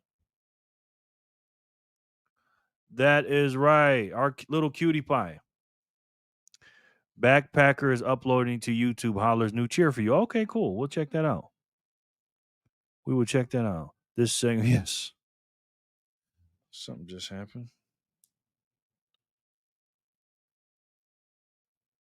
Holler cheer, red, white, and blue. Okay. Keep it up with Okay, she's got a new cheer up here. Let's see it. Let's see it. Holler.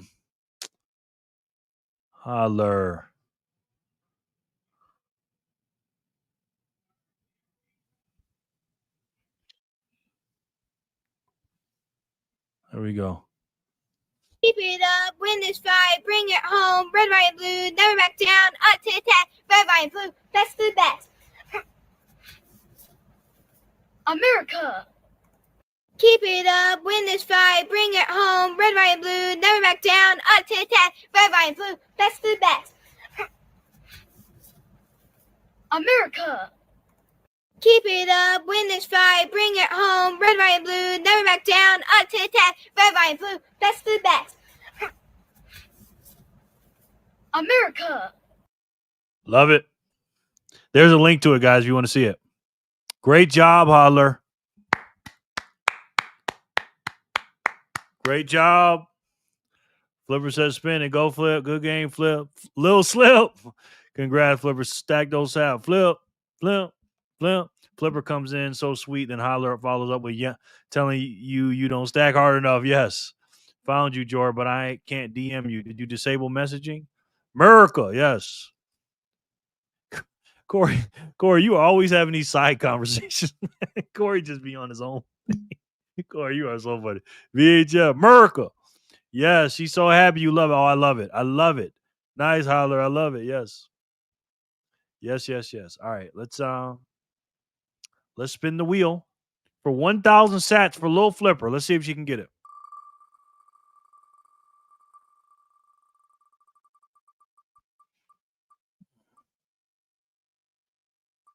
Jor. Damn, almost. Almost, Flip. Almost, sweetheart. Right there. Jor, you got 200 sats, my brother. Player 3.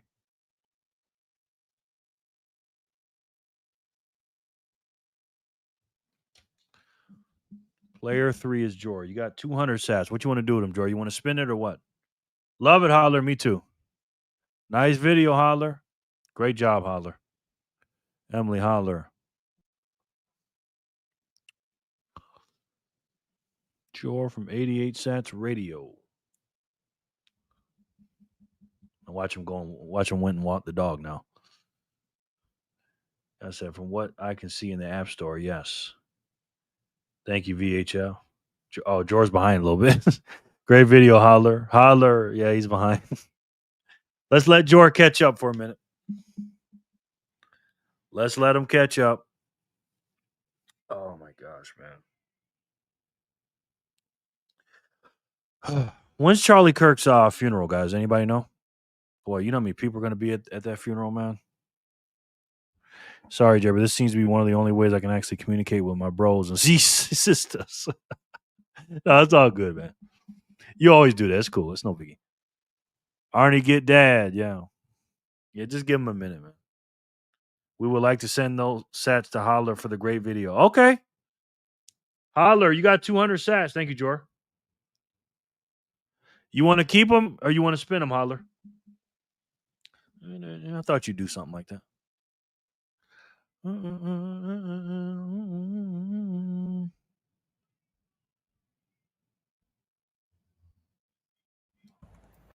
Keep it up, win this fight, bring it home. Red, white, and blue, never back down. Up to attack, red, white, and blue, best of the best.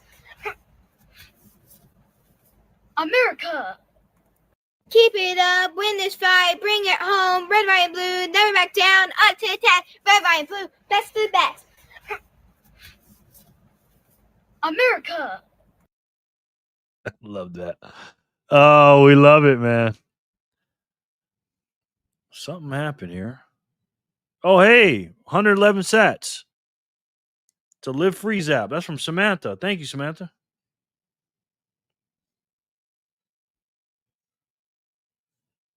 Thank you very much, Samantha. I probably have to follow you back, Corey. I'll do that. Okay. Keep them. It was a gift, she says. And thank you, George. She's very happy. Everyone loves her cheer. Yes. Okay, Holler, you got 200 sats.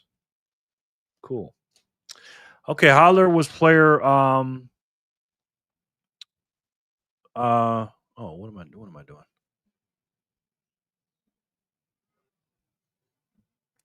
Player 3. I still say I would need 3 of you helping me. If I try to do that, help me up. Yes. Oh my God. I need more than 3. Player 4, you're up. Let's see what happens. Let's do it. 4, yep. Thank you, Jenny. You always keep me straight, Jenny. Booty.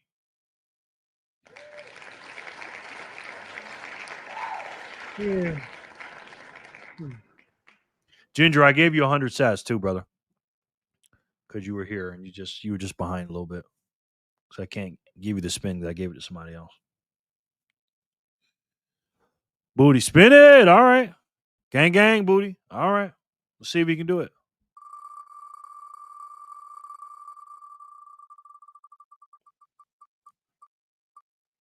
Oh, wow.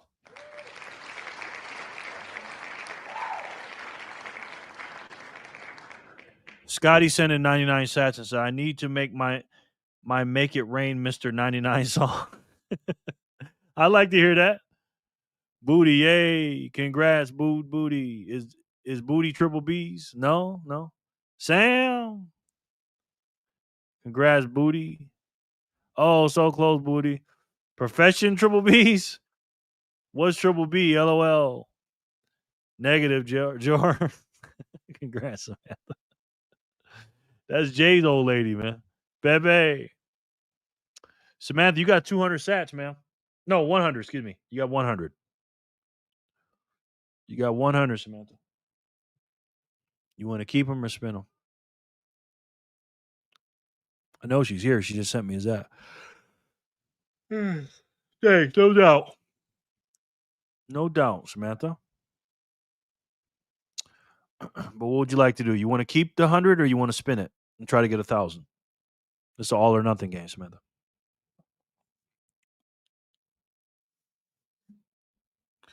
Have they ever been seen in the same room though? Sure. She should be 200. She should? No, that was Holler just won 200.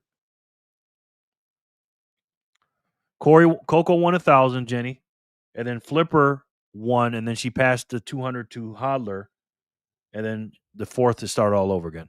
Kind of like Maria and Mia. Yeah. Take the A and the R from Maria. True. Booty was 100. Yes. Yeah. Booty was 100 and Hodler was 200. Mara mining, keep. Okay. Thank you, Samantha. Samantha 100. Something else happened on strike? Hold on. Oh, look at Scotty again. Thank you, Scotty. Samantha winning a lot today. My only zaps will be on fire. Yes. Kimmel isn't funny. Yes. He sure ain't. Booby spin it and it went to Samantha. Isn't that right? Oh, you know what? Hold on. You're right. You're right. I didn't write nothing in number 4. Sorry. Samantha, you got 200. Booby's just nothing. Sorry about that. Oh, Samantha's player 5. You are absolutely right. Yeah, I didn't write his name in here. Booby. Yep, you're right. So Samantha, you got 200. Yep. 2, 4. Yep, you guys are right. Jen, I should have never questioned you, man. Then it landed on Samantha. Yes. Nice. Or is Booty Bodie Transformer Edition. Sure. I want to meet this Booty. I'm sorry for impersonating him. Haha, yeah. That's funny as heck. You guys, Jor, you sounded like Sin on that one, man. We're trying to get back on track here, guys. We know there's a tragic situation going with Mr. Kirk. And it's a sad situation, man, but this debt's a sad situation too. It's killing a lot more people. Gun violence is nothing compared to the money printer. How many people it kills? You know what I mean? Always question me, please. Okay, Jenny. Not really. You're always right. And I really appreciate you guys coming in. Thank you so much. But we have a lot of problems in this country, obviously. Free speech ain't free anymore. And obviously, Mr. Kirk died for his free speech. And I'd be damned, man. Again, we're all Satoshi. We're all Charlie. And we need to spread the Bitcoin gospel around and also spread the word of freedom and sovereignty. You know what I mean? Amen. Yes. Thank you. I am not always right, but just almost always. Yes. Such a good point. Fiat kills way more than guns. Yes. And unfortunately in this country, might run with that one. Maybe, Joe, if I remember. Or remind me. Clip it and remind me. But again, this monetary system is a joke, man. Everybody's sitting around waiting for one guy to tell us how much the cost of money is going to cost and everything else. And we got to fix it, man. We got to fix it. Fix the money, fix the world. Great stream as always, Jerry. Thank you, man. I didn't think I did anything today, but thank you. U.S. national debt is almost $37.5 trillion. The 40-40-40 plan is in full effect.